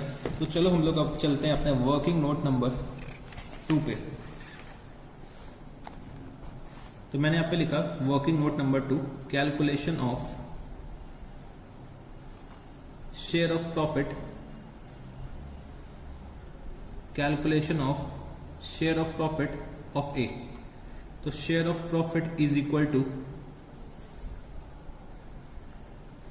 तो बच्चे मेरे को दे रखा हुआ है profit for the year 2017-18। be taken as having accrued at the same rate as that of the previous year। तो बच्चे लास्ट ईयर में हम लोगों ने जो प्रॉफिट कमाया था वो 15,000 रुपीज कमाया था, तो हम लोग इसी को बेस बना लेंगे। तो 15,000 और बच्चे ए की डेथ हो रही है 1 अक्टूबर को, तो मेरे को 6 मंथ्स का प्रॉफिट कैलकुलेट करना होगा। तो 15,000 इंटू 6/12 और ए का प्रॉफिट शेयरिंग रेशियो क्या है, हाफ है, 5/10 है। तो यहाँ पे ए का शेयर ऑफ प्रॉफिट कितना आ जाएगा, ए का शेयर ऑफ प्रॉफिट आ जाएगा 3750 का ए का शेयर ऑफ प्रॉफिट आ जाएगा। तो बच्चे मेरे को न्यू प्रॉफिट शेयरिंग रेशियो नहीं दे रखा है, इसका मतलब ये हुआ कि कॉन्टिन्यूइंग पार्टनर्स का प्रॉफिट शेयरिंग रेशियो जो है वो चेंज नहीं हो रहा है। तो इसका मतलब मैं यहाँ पे profit and loss suspense account use कर सकता हूं। तो मैंने यहाँ पे क्या लिखा, by profit and loss suspense account, by profit and loss suspense account. तो प्रॉफिट आ रहा है 3750 और कहां से आ रहा है, वर्किंग नोट नंबर 2 से आ रहा है। तो बच्चे हम लोगों ने सारे आइटम्स क्रेडिट कर दिए ए के कैपिटल अकाउंट में। चलो हम लोग निकालते हैं कि भाई बैलेंस कितना आ रहा है जो हमें ए के एग्जीक्यूटर्स को पे करना पड़ेगा। तो अगर हम लोग टोटल करते हैं तो टोटल कितना आ जाएगा, फटाफट से मेरे को टोटल करके बताओ आप लोग। तो 2A's executor account, 2A's executor account में हम लोग ट्रांसफर कर देंगे। अगर टोटल करते हैं तो टोटल आ जाएगा 30,000 प्लस 3,000 प्लस 9,000 प्लस 6,000। तो ये हो जाएगा 30 प्लस 3 प्लस 9 प्लस 6, तो ये हो जाएगा मेरा 48,000 प्लस 1,500 प्लस 3750। तो ये मेरा आ रहा है 53,250, 53,250। और बच्चे यहाँ पे भी हम क्या लिख देंगे, 53,250। तो अब हम लोगों को ए का एग्जीक्यूटर अकाउंट बनाना है। तो ए के एग्जीक्यूटर अकाउंट में हम लोगों ने कितने पैसे ट्रांसफर करें, 53,250 रुपीज ट्रांसफर करें। और मेरे को यहाँ पे ए का एग्जीक्यूटर का भी अकाउंट बनाना है। तो मेरे को ये दे रखा हुआ है कि half of the amount due to A to be paid immediately to the executors and the balance transferred to his executors loan account. तो बच्चे हाफ पेमेंट हम लोग अभी कर देंगे और हाफ पेमेंट हम लोग ए के एग्जीक्यूटर के लोन अकाउंट में ट्रांसफर कर देंगे। तो मैंने यहाँ पे क्या लिखा, बाय एस कैपिटल अकाउंट। तो ए के कैपिटल अकाउंट से कितना आ रहा है, 53,250। बच्चे हाफ पेमेंट हम लोग अभी कर देंगे। तो मैंने यहाँ पे क्या लिखा, टू बैंक अकाउंट। तो 53,250 डिवाइडेड बाय 2 मतलब हाफ पेमेंट हम लोग कर रहे हैं, तो 26,625 का पेमेंट कर देंगे। और बच्चे बैलेंस हम लोग कहां पे ट्रांसफर कर देंगे, ए के एग्जीक्यूटर्स के लोन अकाउंट में। तो मैंने यहाँ पे क्या लिखा, टू ए's एग्जीक्यूटर लोन अकाउंट 26,625। तो ये टोटल कितना हो जाएगा, 53,250। तो बच्चे हम लोगों ने यहाँ पे क्वेश्चन नंबर 60 भी सॉल्व कर लिया। अच्छा बच्चे, अगर आप लोग क्वेश्चन नंबर 60 में देखोगे तो मेरे पास कैश का बैलेंस सिर्फ और सिर्फ 8,000 रुपए है। और क्वेश्चन ने हमसे ये बोला है कि half of the amount due to A आप लोग पे कर दो इमीडिएटली। अब बच्चे फर्म में पैसा ही नहीं है तो हम लोग पेमेंट कहाँ से करेंगे। तो ये क्वेश्चन अगर मैं देखूंगा तो एक तरीके से गलत है। यहाँ पे बच्चे जब तक बी और सी घर से पैसे लेकर नहीं आएंगे तब तक हम लोग ए को पेमेंट नहीं कर सकते। तो एक तरीके से ये क्वेश्चन गलत है। अगर मैं यहाँ पे बैंक अकाउंट बनाऊंगा या कैश अकाउंट बनाऊंगा तो भाई कैश में सिर्फ 8,000 रुपए और पेमेंट हमें करना है 26,000 रुपीज का। भाई पैसा ही नहीं तो पेमेंट कहां से करेंगे। तो जब तक बी और सी घर से पैसे नहीं लेकर आएंगे तब तक हम लोग पेमेंट नहीं कर सकते। ठीक है जी। तो मेरे को यहाँ पे सिर्फ ए का कैपिटल अकाउंट बनाना था, ए का एग्जीक्यूटर अकाउंट बनाना था। तो मैंने यहाँ से दिखा दिया कि भाई पेमेंट हो गया, बट एक तरीके से देखोगे तो भाई क्वेश्चन थोड़ा सा इनकम्प्लीट है। तो चलो अब हम लोग अपने नेक्स्ट क्वेश्चन पे चलते हैं। तो अब आप लोग ओपन करिएगा क्वेश्चन नंबर। तो बच्चे question number 62, Kavita, Leena and Monica are partners in firm sharing profits in the ratio of 1:1:3 respectively. Their capital account showed the following balances on 31st March 2012. Kavita rupees 70,000, Leena 65,000 and Monica 2,10,000 rupees. Firm closes its account every year on 31st March. Kavita died on 30th September 2012. In the event of death of any partner, the partnership deed provides the following. Interest on capital will be calculated at the rate of 6% per annum. The deceased partner's share in the goodwill of the firm be calculated on the basis of 2 years purchase of the average profit of the last 3 years. The profits of the firm for the last 3 years were rupees 90,000, 1 lakh rupees and 1,10,000 rupees respectively. Her share in the reserve fund of the firm will be paid. The reserve fund of the firm was rupees 60,000 at the time of Kavita's death. Her share of profit till the date of death will be calculated on the basis of sales. It is also specified that the sales during the year 2011-12 were rupees 20 lakh. The sales from 1st April 2012 to 30th September 2012 were rupees 4 lakh. The profit of the firm for the year ending 31st March 2012 was rupees 2 lakh. Prepare Kavita's capital account to be presented to his legal representative. तो मेरे को यहाँ पे कविता का capital account बनाना है. तो भाई मेरे 3 पार्टनर्स है, कविता, लीना एंड मोनिका, जिनका प्रॉफिट शेयरिंग रेशियो दे रखा है 1:1:3. इनके कैपिटल अकाउंट के बैलेंसेस दे रखे हैं 70,000, 65,000 एंड 2,10,000 रुपीज. बच्चे फर्म जो है वो अपने बुक्स ऑफ अकाउंट्स क्लोज करती है 31 मार्च को. कविता की डेथ हो रही है 30 सितंबर 2012 को. तो in the event of death the partnership deed provides the following. तो इंटरेस्ट ऑन कैपिटल हमें पे करना होगा 6% पर एनम के रेट से. डिसीज पार्टनर का जो शेयर ऑफ गुडविल होगा फर्म में वो हम लोग कैलकुलेट करेंगे on the basis of 2 years purchase of the average profit of the last 3 years. तो मेरे को पिछले 3 साल के प्रॉफिट दे रखे हुए हैं. और बच्चे जो रिजर्व फंड में शेयर होगा वो हमें पे करना पड़ेगा कविता को. और बच्चे जो भी प्रॉफिट होगा till the date of death will be calculated on the basis of sales. तो मेरे को लास्ट ईयर की सेल्स दे रखी हुई है 20 लाख रुपीस. बच्चे सेल्स मेरे को from the date of balance sheet till the date of death मेरे को दे रखी है 4 लाख रुपीस. और प्रॉफिट मेरे को लास्ट ईयर का दे रखा है 2 लाख रुपीस. तो यहाँ पे मेरे को कविता का शेयर ऑफ प्रॉफिट भी कैलकुलेट करना पड़ेगा.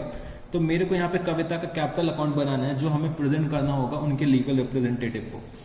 तो मैंने यहाँ पे क्या लिखा, क्वेश्चन नंबर 62, कवितास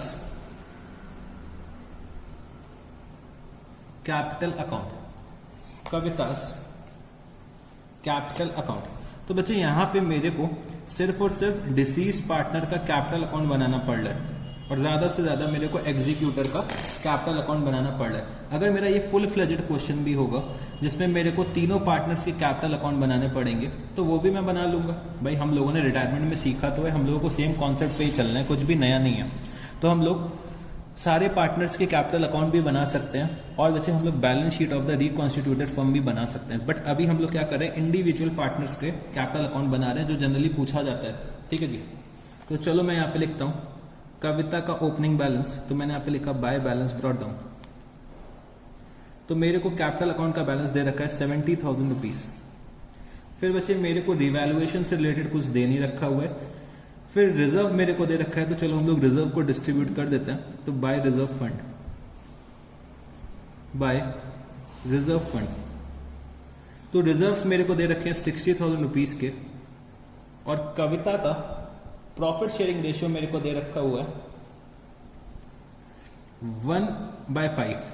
तो 1/5 कविता का प्रॉफिट शेयरिंग रेशियो. तो रिजर्व फंड में शेयर कितना हो जाएगा 12,000 रुपीज. तो बच्चे रीवैल्यूएशन था नहीं, रिजर्व्स हमने डिस्ट्रीब्यूट कर दिए. तो चलो हम लोग गुडविल का भी डिस्ट्रीब्यूशन करते हैं. तो गुडविल के डिस्ट्रीब्यूशन के लिए मेरे को पहले गुडविल का कैलकुलेशन करना पड़ेगा. तो मैंने यहाँ पे क्या लिखा, वर्किंग नोट, कैलकुलेशन ऑफ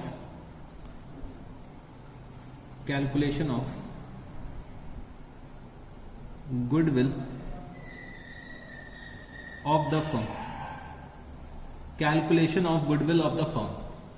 तो बच्चे गुडविल के कैलकुलेशन के लिए मेरे को बोल रखा है कि goodwill is to be valued on the basis of 2 years purchase of the average profit of the last 3 years. तो मेरे को पिछले 3 साल के प्रॉफिट दे रखे हुए हैं 90,000 rupees plus 1 lakh rupees plus 1,10,000 rupees. तो मेरे को पिछले 3 साल का एवरेज प्रॉफिट निकालना है, तो मैंने डिवाइड करना है 3 से, और मैं मल्टीप्लाई किससे कर दूंगा बच्चे, मैं मल्टीप्लाई कर दूंगा number of years of purchase से, जो मेरे को दे रखा है 2। तो मेरे को गुडविल ऑफ द फर्म मिल जाएगा। तो गुडविल ऑफ द फर्म कितनी आ जाएगी, तो यहाँ पे गुडविल ऑफ द फर्म आ जाएगी बच्चे 2 लाख रुपीस। तो मेरे को यहाँ पे कविता का शेयर निकालना है गुडविल में, तो मैंने यहाँ पे क्या लिखा, कविता's शेयर ऑफ गुडविल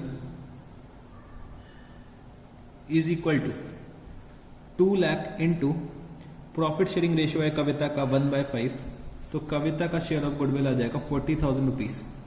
तो बच्चे मेरे को यहाँ पे ओल्ड रेशियो दे रखा हुआ है 1:1:3, बट न्यू रेशियो मेरे को यहाँ पे नहीं दे रखा हुआ है लीना और मोनिका का। तो हम लोग ये मान लेंगे कि भाई ओल्ड रेशियो ही न्यू रेशियो होगा, और ओल्ड रेशियो ही हमारा क्या हो जाएगा, गेनिंग रेशियो हो जाएगा। तो गेनिंग रेशियो मेरा क्या आ रहा है, 1:3 का गेनिंग रेशियो आ रहा है। तो 1:3 के रेशियो में लीना और मोनिका कविता को पेमेंट करेंगे। तो मैंने यहाँ पे क्या लिखा, बाय लीनास कैपिटल अकाउंट,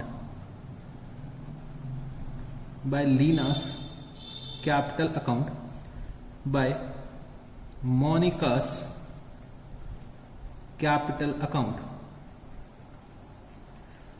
तो ये लोग जो पेमेंट करेंगे इन द रेशियो ऑफ 1:3 के पेमेंट में करेंगे, 1:3 के रेशियो में करेंगे। तो पेमेंट है बच्चे 40,000 रुपीज का, तो 10,000 रुपीज का पेमेंट लीना करेंगी, और मोनिका जो पेमेंट करेंगी वो 30,000 रुपीज का करेंगी। तो हम लोगों ने यहाँ पे गुडविल का भी डिस्ट्रीब्यूशन कर दिया। अब बच्चे मेरे को यहाँ पे अदर एडजस्टमेंट्स करने हैं। तो अदर एडजस्टमेंट पे मेरे को दे रखा हुआ इंटरेस्ट ऑन कैपिटल, तो मैंने यहाँ पे क्या लिखा, by interest on capital. Bye interest on capital मेरे को कैलकुलेट करना पड़ेगा ओपनिंग बैलेंस पे, तो 70,000 का 6%। और बच्चे यहाँ पे कविता की डेथ हो रही है 30 सितंबर को, और बच्चे हम लोग बुक्स ऑफ अकाउंट्स क्लोज करते हैं 31 मार्च को। तो मेरे को 31 मार्च से लेकर 30 सितंबर तक इंटरेस्ट कैलकुलेट करना पड़ेगा, मतलब मेरे को 6 मंथ्स का इंटरेस्ट कैलकुलेट करना पड़ेगा। तो 6 मंथ्स का इंटरेस्ट आ जाएगा बच्चे मेरा 2100 रुपीज। अब बच्चे मेरे को शेयर ऑफ प्रॉफिट कैलकुलेट करना है, तो मैंने यहाँ पे लिखा working note number 2, calculation of share of profit,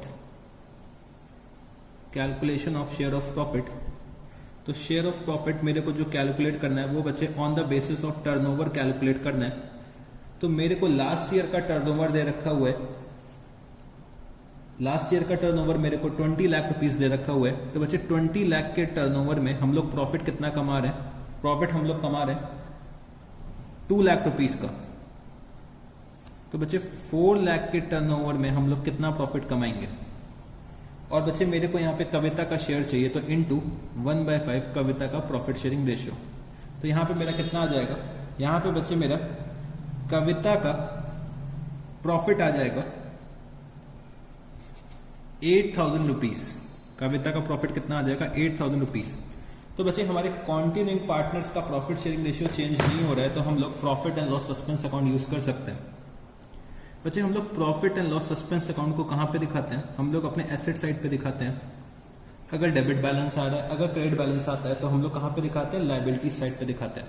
profit and loss suspense account को हम लोग ईयर एंड में कहाँ पे ट्रांसफर करते हैं, अपने profit and loss appropriation account में ट्रांसफर करते हैं। तो ये आप लोग ये क्वेश्चन आपसे थ्योरी में पूछा जा सकता है कि भाई profit and loss suspense account को हम लोग कहाँ पे दिखाते हैं। तो अगर डेबिट बैलेंस है तो एसेट साइड पे, अगर क्रेडिट बैलेंस है तो लायबिलिटी साइड में। और profit and loss suspense account को हम लोग ईयर एंड पे कहाँ पे ट्रांसफर करते हैं, profit and loss appropriation account में ट्रांसफर कर देते हैं। तो ये आ रहा है मेरा 8,000 रुपीज, और ये हम लोग कैलकुलेट करा है, हम लोगों ने कैलकुलेट करा है वर्किंग नोट नंबर 2 से। तो बच्चे मैंने यहाँ पे सारे एडजस्टमेंट्स कर दिए। अब मेरे को कैलकुलेट करना है कि भाई कविता के एग्जीक्यूटर्स के अकाउंट में मेरे को कितना ट्रांसफर करना होगा। तो मैंने यहाँ पे क्या लिखा, टू कवितास एग्जीक्यूटर अकाउंट। तो अगर हम लोग टोटल करते हैं तो टोटल मेरा कितना आ जाएगा, 70,000 प्लस 12,000 प्लस 40,000। तो ये मेरा हो जाएगा 1,22,000 प्लस 2,100 प्लस 8,000। तो ये मेरा आ रहा है 1,32,100 रुपीज, 1,32,100 रुपीज। तो कविता के एग्जीक्यूटर अकाउंट पे हम लोग ट्रांसफर कर देंगे 1,32,100 रुपीज। तो बच्चे हम लोगों ने यहाँ पे क्वेश्चन नंबर 62 भी सॉल्व कर लिया। अब हम लोग चलते हैं अपने नेक्स्ट क्वेश्चन पे। तो बच्चे क्वेश्चन नंबर 65, क्वेश्चन नंबर 65 में मेरे को क्या दे रखा हुआ है, the balance sheet of X Y and Z as at 31st March 2018 was bills payable 2,000 rupees, employees provident fund 5,000 rupees, workmen compensation reserve 6,000 rupees, general reserve 6,000 rupees, loans 7,100 rupees, capitals X Y और Z के balances दे रखे हुए हैं 22,750, 15,250 और बचे 12,000 rupees. तो मेरे को यहाँ पे वर्कमैन कंपनसेशन रिजर्व दिखा, वो मैंने अंडरलाइन कर लिया, और जनरल रिजर्व दिखा, वो भी मैंने अंडरलाइन कर लिया कि ये मेरे को डिस्ट्रीब्यूट करना पड़ेगा।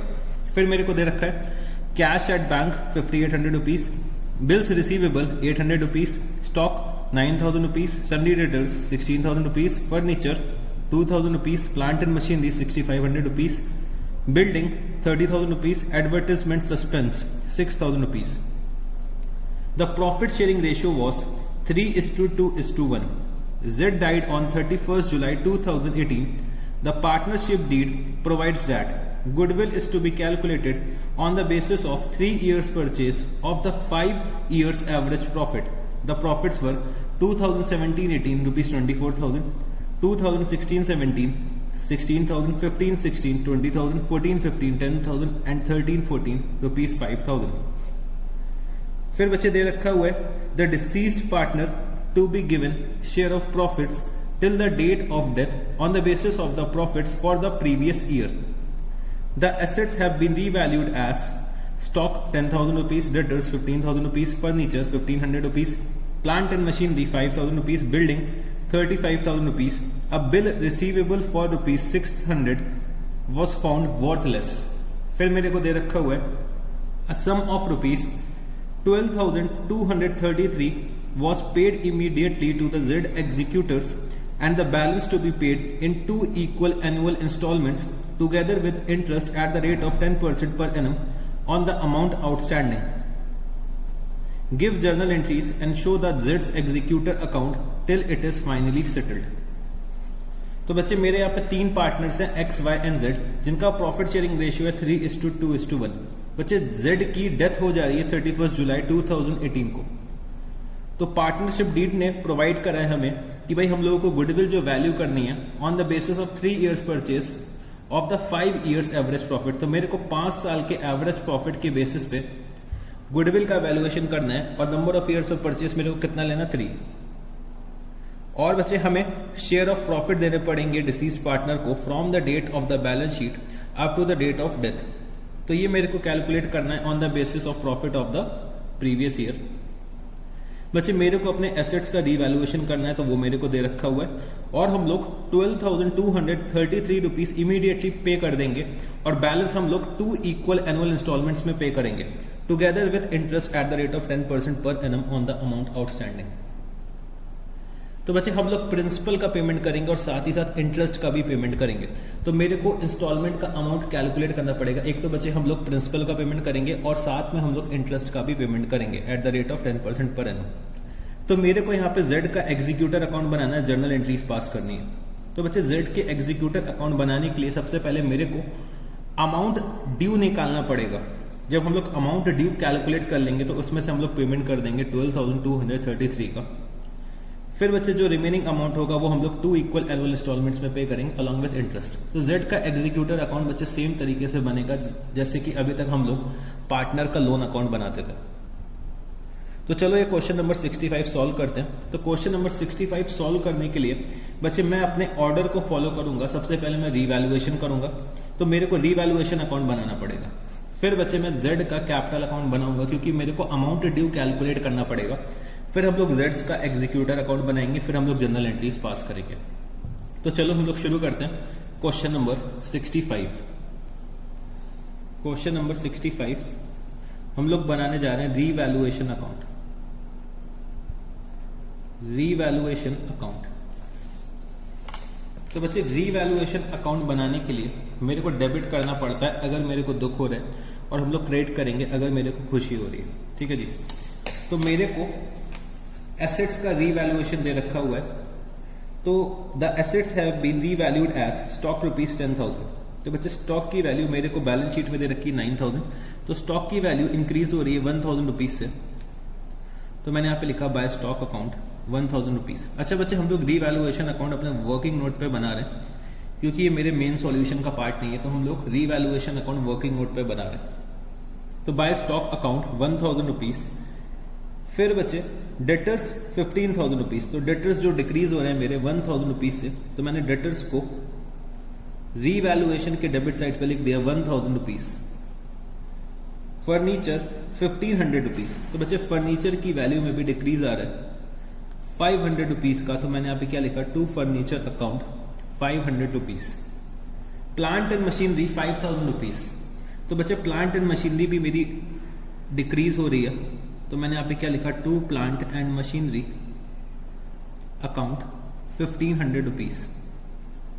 फिर बच्चे बिल्डिंग 35,000 रुपीज, तो बिल्डिंग की वैल्यू इंक्रीज हो रही है 5,000 रुपीज से, तो मैंने यहाँ पे क्या लिखा, बाय बिल्डिंग अकाउंट 5,000 रुपीज। फिर दे रखा हुआ है अ bill receivable for ₹600 was found worthless, तो बच्चे बिल मेरे डिक्रीज हो रहे हैं 600 रुपीज से, तो मैंने यहाँ पे क्या लिखा, to bills receivable account, to bills receivable account 600 rupees. तो बच्चे मैंने अपने सारे आइटम्स रीवैल्यूएशन से रिलेटेड लिख दिए हैं यहाँ पे। तो चलो हम लोग चेक करते हैं कि भाई रीवैल्यूएशन का प्रॉफिट आएगा कि लॉस आएगा। तो बच्चे क्रेडिट का टोटल ज्यादा होगा, तो मेरा यहाँ पे रीवैल्यूएशन का प्रॉफिट आएगा, तो 6,000 रुपीज टोटल आ रहा है। तो प्रॉफिट मेरा कितना आ जाएगा, 6,000 माइनस 1,000 माइनस 500 माइनस 1,500 माइनस 600, तो मेरा प्रॉफिट आ रहा है 2,400 रुपीज। तो ये मैं अपने ओल्ड पार्टनर्स में ओल्ड प्रॉफिट शेयरिंग रेशियो में डिस्ट्रीब्यूट कर दूंगा। 2x capital account, 2 y's capital account, 2 z's capital account. तो बच्चे इनका प्रॉफिट शेयरिंग रेशियो है 3:2:1, तो 3/6, 2/6 और बच्चे 1/6। प्रॉफिट आ रहा है 2,400 रुपीज का, तो z का शेयर हो जाएगा 400, y का हो जाएगा 800 और x का हो जाएगा कितना, 1,200 रुपीज। तो हम लोगों ने यहाँ पे रीवैल्यूएशन अकाउंट बना लिया। अब चलो बच्चे हम लोग z का कैपिटल अकाउंट बनाते हैं। तो मैंने यहाँ पे क्या लिखा, z's कैपिटल अकाउंट। तो z का कैपिटल अकाउंट बच्चे हम लोग इसलिए बना रहे हैं जिससे कि हम लोग अमाउंट ड्यू कैलकुलेट कर सके। तो z का कैपिटल अकाउंट हम लोग बना लेते हैं। तो सबसे पहले मैंने यहाँ पे क्या लिखा, by balance brought down, by balance brought down.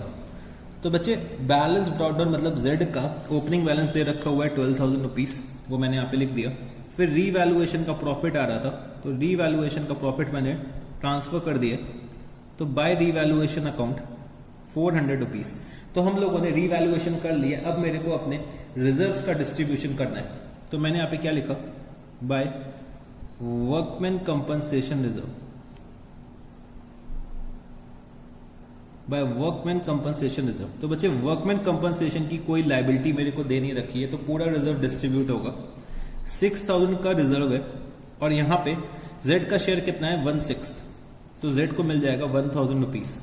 फिर हमें दे रखा हुआ है जनरल रिजर्व। तो जनरल रिजर्व का भी अमाउंट कितना है, जनरल रिजर्व का भी अमाउंट 6,000, तो 6,000 का 1/6 मिल जाएगा, तो ये हो जाएगा कितना, 1,000 रुपीज।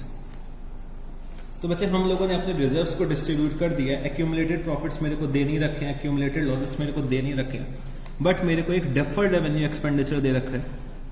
तो ये भी मैंने अंडरलाइन करा कि भाई डेफर्ड रेवेन्यू एक्सपेंडिचर भी मेरे को डिस्ट्रीब्यूट करना पड़ेगा। एडवर्टाइजमेंट सस्पेंस, तो मैंने यहाँ पे क्या लिखा, to advertisement suspense account, to advertisement suspense account. ये मेरे को बैलेंस दे रखा हुआ है 6,000 का और z का शेयर कितना है, 1/6 है, तो 1,000 रुपीज मैंने डेबिट कर दिया z के कैपिटल अकाउंट में। तो हम लोगों ने रिवैल्यूएशन का ट्रीटमेंट कर लिया, रिजर्व्स का ट्रीटमेंट कर लिया और बच्चे डेफर्ड रेवेन्यू एक्सपेंडिचर का भी ट्रीटमेंट कर लिया। अब मेरे को गुडविल का डिस्ट्रीब्यूशन करना है, तो गुडविल के डिस्ट्रीब्यूशन के लिए मेरे को गुडविल का वैल्यूएशन करना पड़ेगा। तो मैंने यहाँ पे लिखा calculation of calculation of goodwill of the firm, calculation of goodwill of the firm. तो मेरे को दे रखा हुआ है goodwill is to be calculated on the basis of 3 years purchase of the 5 years average profit. तो मेरे को गुडविल का वैल्यूएशन करना है on the basis of 3 years purchase of the average profit of the past 5 years। तो मेरे को 5 साल का एवरेज प्रॉफिट चाहिए होगा और मेरे को 3 years परचेज दे रखा हुआ है। तो मैंने यहां पे लिखा average profit of 5 years is equal to 24,000 plus 16,000 plus 20,000 plus 10,000 plus 5,000 divided by 5। तो यहां पे मेरा एवरेज प्रॉफिट कितना आ जाएगा 24 प्लस 16 40,000 प्लस 20,000 प्लस 10,000 प्लस 5,000। तो ये टोटल आ रहा है कितना 75,000 डिवाइडेड बाय 5। तो एवरेज प्रॉफिट आ जाएगा 15,000 रुपीज। तो मैंने यहाँ पे एवरेज प्रॉफिट लिखा, तो गुडविल ऑफ द फर्म कितनी आ जाएगी 45,000 rupees. Goodwill of the firm कितनी आ जाएगी 45,000 रुपीज। और मेरे को यहाँ पे जेड का शेयर निकालना है, तो Z share is equal to 45,000 into 1/6। Z का प्रॉफिट शेयरिंग रेशियो क्या है 1/6। तो जेड कितना सेक्रीफाइस कर रहे होंगे 1/6 शेयर अपना सेक्रीफाइस कर रहे होंगे। तो 45,000 को अगर मैं 6 से डिवाइड करता हूं तो जेड का शेयर आ रहा है 7,500 रुपीज। तो बच्चे यहाँ पे मेरे को ओल्ड रेशियो दे रखा है, मेरे को न्यू रेशियो नहीं दे रखा है। इसका मतलब ये होगा कि ओल्ड रेशियो ही मेरा न्यू रेशियो होगा और ओल्ड रेशियो ही मेरा गेनिंग रेशियो होगा। तो एक्स और वाई गेन कर रहे होंगे इन द रेशियो ऑफ 3:2। तो मेरे को गुडविल का डिस्ट्रीब्यूशन करना है इन द रेशियो ऑफ 3:2। तो मैंने यहां पे क्या लिखा by X capital account by Y's capital account. तो इनका गेनिंग रेशियो क्या है 3:2 का गेनिंग रेशियो है। 7,500 रुपीज मेरे को 3:2 के रेशियो में डिस्ट्रीब्यूट करना है। तो ये कितना हो जाएगा बच्चे, ये मेरा आ जाएगा 4,500 एंड 3,000 रुपीज। तो हम लोगों ने गुडविल का भी डिस्ट्रीब्यूशन कर दिया। अब बच्चे मेरे को अदर एडजस्टमेंट्स करनी है। तो अदर एडजस्टमेंट्स में मेरे को शेयर ऑफ प्रॉफिट कैलकुलेट करना है। तो मैंने यहाँ पे क्या लिखा, share of profit is equal to, अच्छा शेयर ऑफ प्रॉफिट कैलकुलेट करने के लिए मेरे को दे रखा हुआ है the deceased partner to be given share of profits till the date of death on the basis of the profits for the previous year. तो मेरे को लास्ट ईयर के प्रॉफिट को बेस बनाना है for the purpose of calculation of deceased partner share. तो last year का profit मेरे को दे रखा है 24,000 रुपीज। तो बच्चे 24,000 रुपीज तो मेरा पूरे साल का प्रॉफिट है। मेरे को प्रॉफिट जो कैलकुलेट करना है from the date of balance sheet up to the date of death. तो 31 मार्च से 31 जुलाई तक कितना प्रॉफिट होगा बच्चे 4 मंथ्स है। तो 31 मार्च से 31 जुलाई 4 मंथ्स है, तो इंटू 4/12। और यहां पे Z का शेयर कितना है, Z का शेयर है बच्चे 1/6। तो अगर मैं इसको सॉल्व करता हूं तो मेरा शेयर ऑफ प्रॉफिट कितना आ जाएगा बच्चे, मेरा शेयर ऑफ प्रॉफिट आ जाएगा 1,333। तो यहां पे कॉन्टिन्यूइंग पार्टनर्स का प्रॉफिट शेयरिंग रेशियो चेंज नहीं हो रहा है। तो अगर कॉन्टिन्यूइंग पार्टनर्स का प्रॉफिट शेयरिंग रेशियो चेंज नहीं होता है तब हम लोग क्या यूज करते हैं, profit and loss suspense account. तो मैंने यहां पे क्या लिखा, by profit and loss suspense account. तो ये मैंने कहां से कैलकुलेट करा है, वर्किंग नोट नंबर 4 से कैलकुलेट करा है 1333। तो बच्चे मैंने सारे आइटम्स लिख दिए हैं जेड के कैपिटल अकाउंट में। तो चलो देखते हैं कि भाई जेड का कितना अमाउंट ड्यू निकल रहा है। तो अगर हम क्रेडिट साइड का टोटल करते हैं तो क्रेडिट साइड का टोटल कितना आ जाएगा 12,000 plus 400 plus 1,000 plus 1,000 plus 4,500 plus 3,000 plus 1,333। तो ये आ रहा है 23,233। और बच्चे इसमें से अगर मैं 1,000 लेस कर दूंगा तो कितना बचेगा 22,233। तो ये हम लोग ट्रांसफर कर देंगे जेड के एग्जीक्यूटर्स के अकाउंट में, टू जेड्स एग्जीक्यूटर अकाउंट। हम लोग ट्रांसफर कितना कर देंगे 22,233। तो बच्चे ये बैलेंस हम लोगों ने जेड के एग्जीक्यूटर अकाउंट में ट्रांसफर कर दिया। तो चलो हम लोग पहले जर्नल एंट्रीज पास कर लेते हैं जितने भी ट्रांजैक्शंस अभी तक मैंने करे, फिर हम लोग जेड के एग्जीक्यूटर अकाउंट को भी बना लेंगे। तो मेरे साथ लिखना जर्नल एंट्रीज। पहले क्वेश्चन ने हमसे कहा है कि भाई जर्नल एंट्रीज पास करके दिखा दो, तो चलो हम लोग जर्नल एंट्रीज यहां पे पास करते हैं।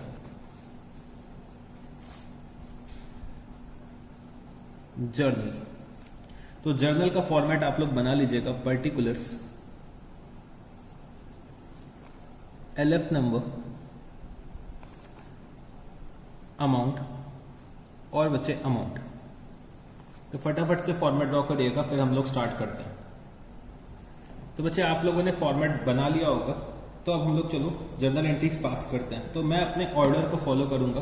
तो बच्चे आप लोग यहाँ पे हमेशा ऑर्डर को फॉलो करिएगा, जिससे कि आप लोग भूलेंगे नहीं कि हम लोगों की कोई जर्नल एंट्री मिस ना हो जाए। तो अगर हम लोग ऑर्डर को फॉलो करते हैं तो हमारी कोई जर्नल एंट्री जो है वो मिस नहीं हो सकती। ठीक है जी। तो हम लोग रीवैल्यूएशन से शुरू करते हैं। तो रीवैल्यूएशन शुरू करने के लिए मैंने पहले रीवैल्यूएशन अकाउंट ओपन करा। तो रीवैल्यूएशन अकाउंट को हम लोग डेबिट कर रहे हैं डेटर्स के नाम से, फर्नीचर के नाम से, प्लांट एंड फर्नीचर के नाम से, प्लांट एंड मशीनरी के नाम से और बिल्स रिसीवेबल के नेम से। तो मेरे को इतने अकाउंट्स डेबिट करने हैं रीवैल्यूएशन अकाउंट में, और बच्चे 2 अकाउंट क्रिएट करने हैं रीवैल्यूएशन के अकाउंट में। तो मैं क्या जर्नल एंट्री पास करूंगा, मैं यहाँ पे लिख देता हूं revaluation account debit, revaluation account debit to, revaluation account debit to sundry debtors account,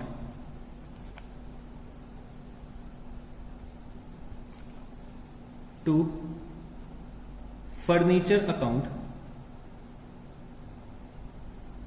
to plant and machinery account, to bills receivable account, to bills receivable account. तो बच्चे सन्डी डेटर्स का अमाउंट था 1000 रुपीज, फर्नीचर का था 500, plant and machinery 1500 और बच्चे bills receivable 600 rupees. Total कितना हो जाएगा 3600 रुपीज। तो मैंने यहां पे लिखा being decrease in value of asset,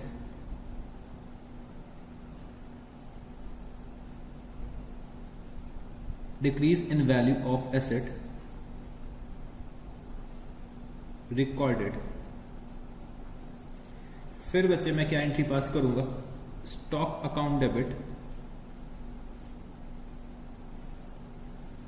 building account debit to revaluation account, to revaluation account. तो बच्चे स्टॉक की वैल्यू हम लोगों ने इंक्रीज करी थी 1000 से, बिल्डिंग की वैल्यू इंक्रीज करी थी 5000 से, टोटल इंक्रीज कितना हो गया 6000 रुपीज। तो मैंने यहां पे लिखा being increase in value of asset, being increase in value of asset recorded। फिर बच्चे अब मेरे को रीवैल्यूएशन का प्रॉफिट डिस्ट्रीब्यूट करना है। तो मैंने यहां पे क्या लिखा, revaluation account debit, revaluation account debit to X capital account, to Y's capital account, to जेड्स कैपिटल अकाउंट। तो बच्चे इनका प्रॉफिट शेयरिंग रेशियो है 3:2:1। तो 3:2:1 के रेशियो में मेरे को प्रॉफिट डिस्ट्रीब्यूट करना है। तो प्रॉफिट आ रहा था 2400 का, जो मेरे को इस रेशियो में डिस्ट्रीब्यूट करना है। तो 1200 रुपीज, 800 रुपीज और बच्चे 400 रुपीज। तो मैंने यहां पे क्या लिखा, being revaluation profit distributed, being revaluation profit distributed। तो बच्चे हम लोगों ने रीवैल्यूएशन का ट्रीटमेंट कर लिया। अब हम लोग चलते हैं अपने रिजर्व्स की तरफ। तो मेरे को वर्कमैन कंपनसेशन रिजर्व डिस्ट्रीब्यूट करना है और जनरल रिजर्व डिस्ट्रीब्यूट करना है। तो मैंने यहां पे क्या लिखा, workman compensation reserve account debit, workman compensation reserve account debit, journal reserve account debit to X capital account to Y's capital account to जेड्स कैपिटल अकाउंट। तो बच्चे वर्कमैन कंपनसेशन रिजर्व का अमाउंट था 6,000 रुपीज, जनरल रिजर्व का amount था 6,000 rupees, और ये मेरे को डिस्ट्रीब्यूट करना है इन द रेशियो ऑफ 3:2:1। तो 12,000 रुपीज अगर मैं 3:2:1 के रेशियो में डिस्ट्रीब्यूट करता हूं तो यहाँ पे एक्स का शेयर आ जाएगा 6,000, वाई का आ जाएगा 4,000 और जेड का आ जाएगा 2,000 रुपीज। तो मैंने यहाँ पे लिखा बीइंग रिजर्व्स डिस्ट्रीब्यूटेड। फिर बच्चे मेरे को एक डेफर्ड रेवेन्यू एक्सपेंडिचर दे रखा है, तो वो भी हम लोग डिस्ट्रीब्यूट कर देते हैं। तो मैंने यहाँ पे क्या लिखा,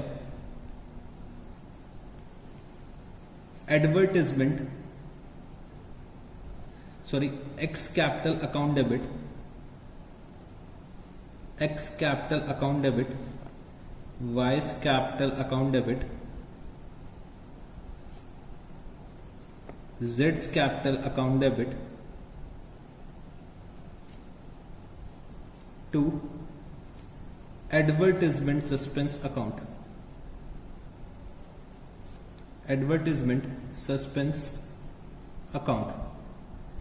तो एडवर्टाइजमेंट सस्पेंस का बैलेंस था 6,000 रुपीज, जो मेरे को डिस्ट्रीब्यूट करना है इन द रेशियो ऑफ 3:2:1।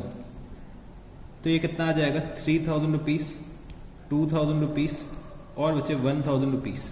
तो मैंने यहाँ पे लिखा बीइंग एडवर्टाइजमेंट सस्पेंस डिस्ट्रीब्यूटेड,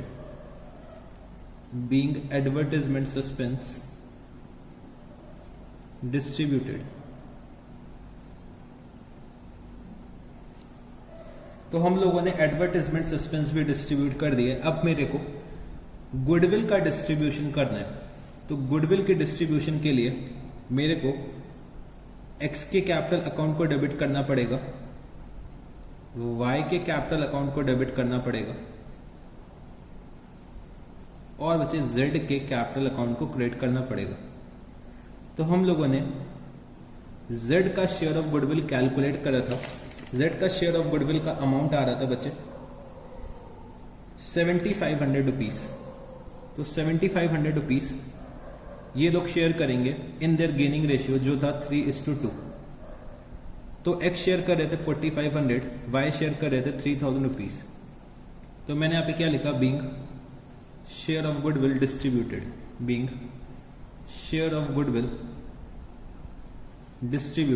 तो हम लोगों ने यहाँ पे गुडविल का भी डिस्ट्रीब्यूशन कर दिया।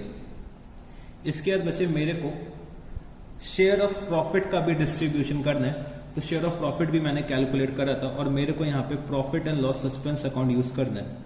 तो profit and loss suspense account debit to जेड्स कैपिटल अकाउंट।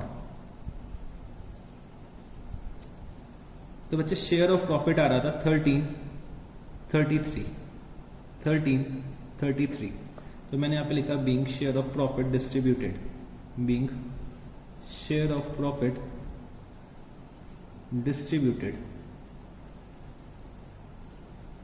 फिर बच्चे हम लोगों ने जेड के कैपिटल बैलेंस को ट्रांसफर करा था जेड के एग्जीक्यूटर के अकाउंट पे। तो मैं यहाँ पे क्या एंट्री पास करूंगा बच्चे, Jades capital account debit to जेड्स executor account, Jades capital account debit to जेड्स एग्जीक्यूटर अकाउंट। तो हम लोगों ने ट्रांसफर कितना अमाउंट करा था, हम लोगों ने अमाउंट ट्रांसफर करा था 22,233। तो मैंने यहाँ पे क्या लिखा, 22,233 being amount due to Z transferred to his executor's account। तो अमाउंट ड्यू टू Z हम लोगों ने उनके एग्जीक्यूटर अकाउंट में ट्रांसफर कर दिया। अब बच्चे हम लोगों ने एग्जीक्यूटर को पेमेंट कितना करा है, एग्जीक्यूटर को पेमेंट हम लोगों ने करा है 12,233 का। तो चलो हम लोग पेमेंट भी दिखा देते हैं। तो Jades executor account debit, Jades executor account debit to bank account.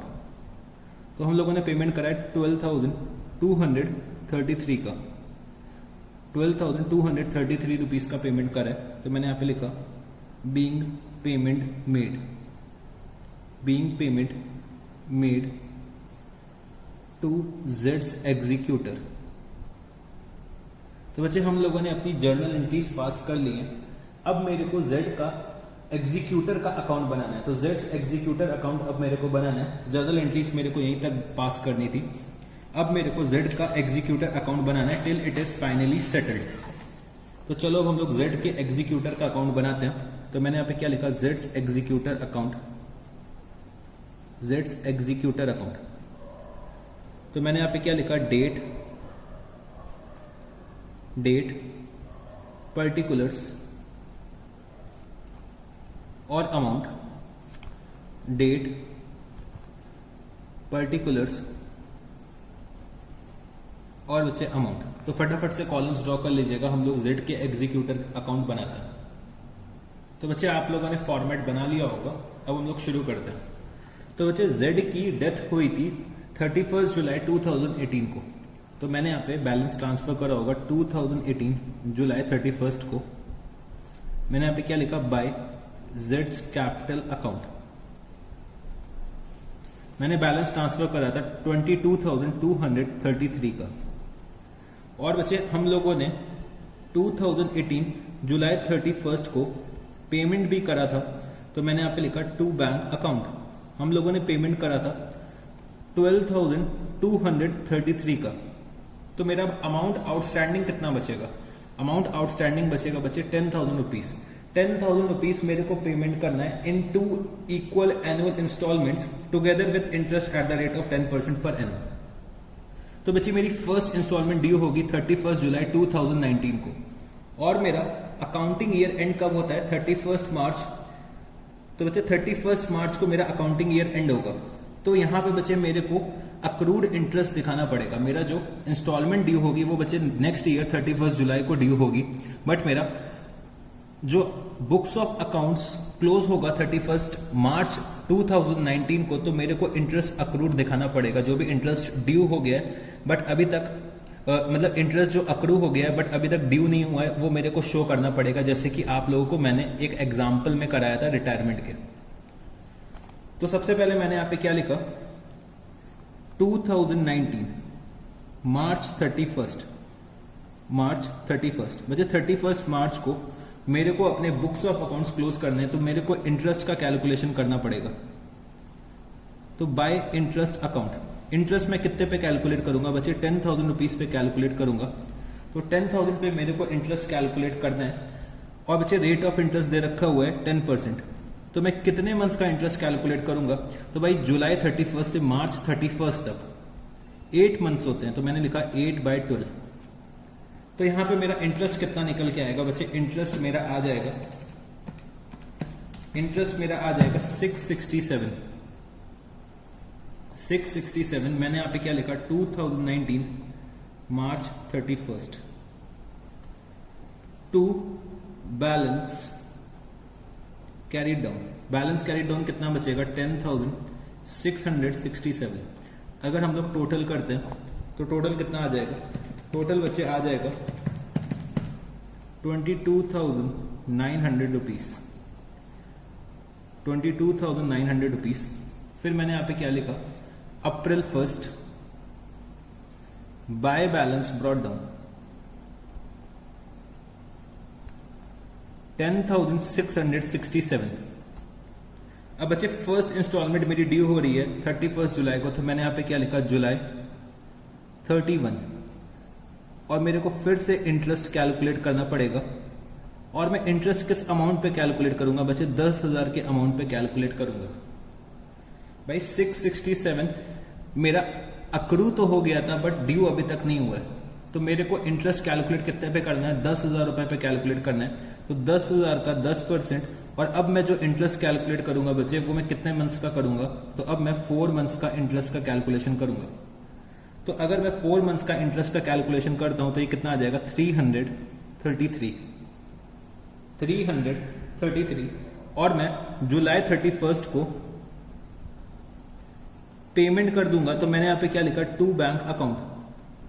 तो भाई मैं 5,000 रुपये तो प्रिंसिपल का पेमेंट कर रहा हूँ और बच्चे 1,000 रुपये मैं इंटरेस्ट का पेमेंट कर रहा हूँ। तो टोटल पेमेंट मैंने कितना करा होगा 6,000 रुपीज़ का। मेरे को 2 इक्वल एनुअल इंस्टॉलमेंट्स में पेमेंट करके खत्म कर देना है। तो भाई 5,000 रुपये तो प्रिंसिपल का हो गया और 1,000 रुपये जो इंटरेस्ट मैंने कैलकुलेट करा था उसका पेमेंट मैंने कर दिया।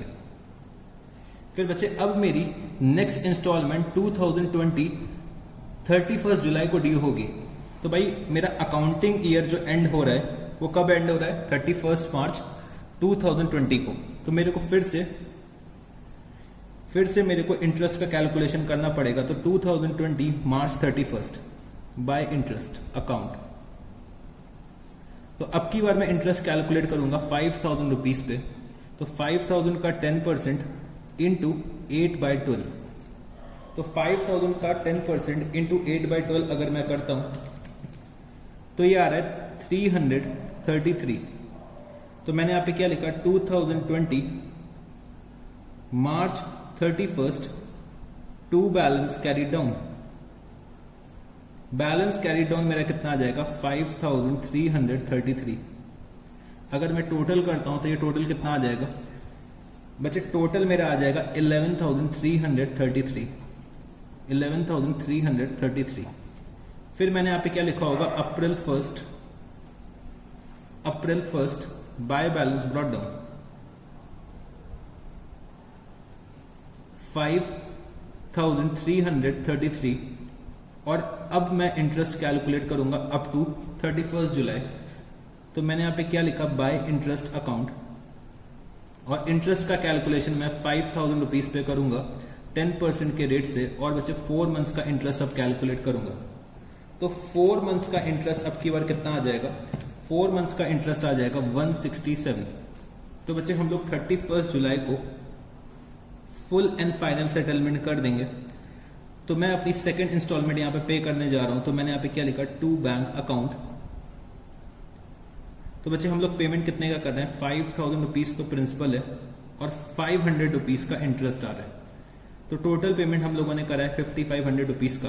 और यहाँ पे जेड के एग्जीक्यूटर अकाउंट को हम लोगों ने सेटल कर दिया। तो 5,500 रुपीज ये टोटल आ रहा है, 5,500 रुपीज ये टोटल आ रहा है। तो बच्चे हम लोगों ने यहाँ पे क्वेश्चन नंबर 65 भी कंप्लीट कर लिया। तो क्वेश्चन नंबर 65 को आप लोग इंपॉर्टेंट मार्क कर लीजिएगा, ये एक अच्छा क्वेश्चन था। तो ये आप लोग रिवीजन के पॉइंट ऑफ व्यू से कर सकते हैं। तो क्वेश्चन नंबर 65 में बच्चे हम लोगों ने जर्नल एंट्रीज पास करी, रिवैल्यूएशन अकाउंट बनाया, जेड का कैपिटल अकाउंट बनाया, जेड के एग्जीक्यूटर अकाउंट बनाया। तो भाई सब कुछ इस क्वेश्चन में करवा लिया एग्जामिनर ने हमसे। तो क्वेश्चन नंबर 65 हम लोगों ने कर लिया। तो बच्चे अब आप लोग क्या करिए, एक ब्रेक ले लीजिए, फिर हम लोग ब्रेक के बाद मिलते हैं। ब्रेक के बाद हम लोग कुछ और क्वेश्चंस डिस्कस करेंगे और मेरे को एक और टॉपिक डिस्कस करना है, तो वो हम लोग ब्रेक के बाद डिस्कस करेंगे। तो अभी आप लोग चाय कॉफ़ी वगैरह पी लीजिए, थोड़ा सा माइंड को रिफ्रेश कर लीजिए, फिर हम लोग मिलते हैं ब्रेक के बाद। ठीक है जी।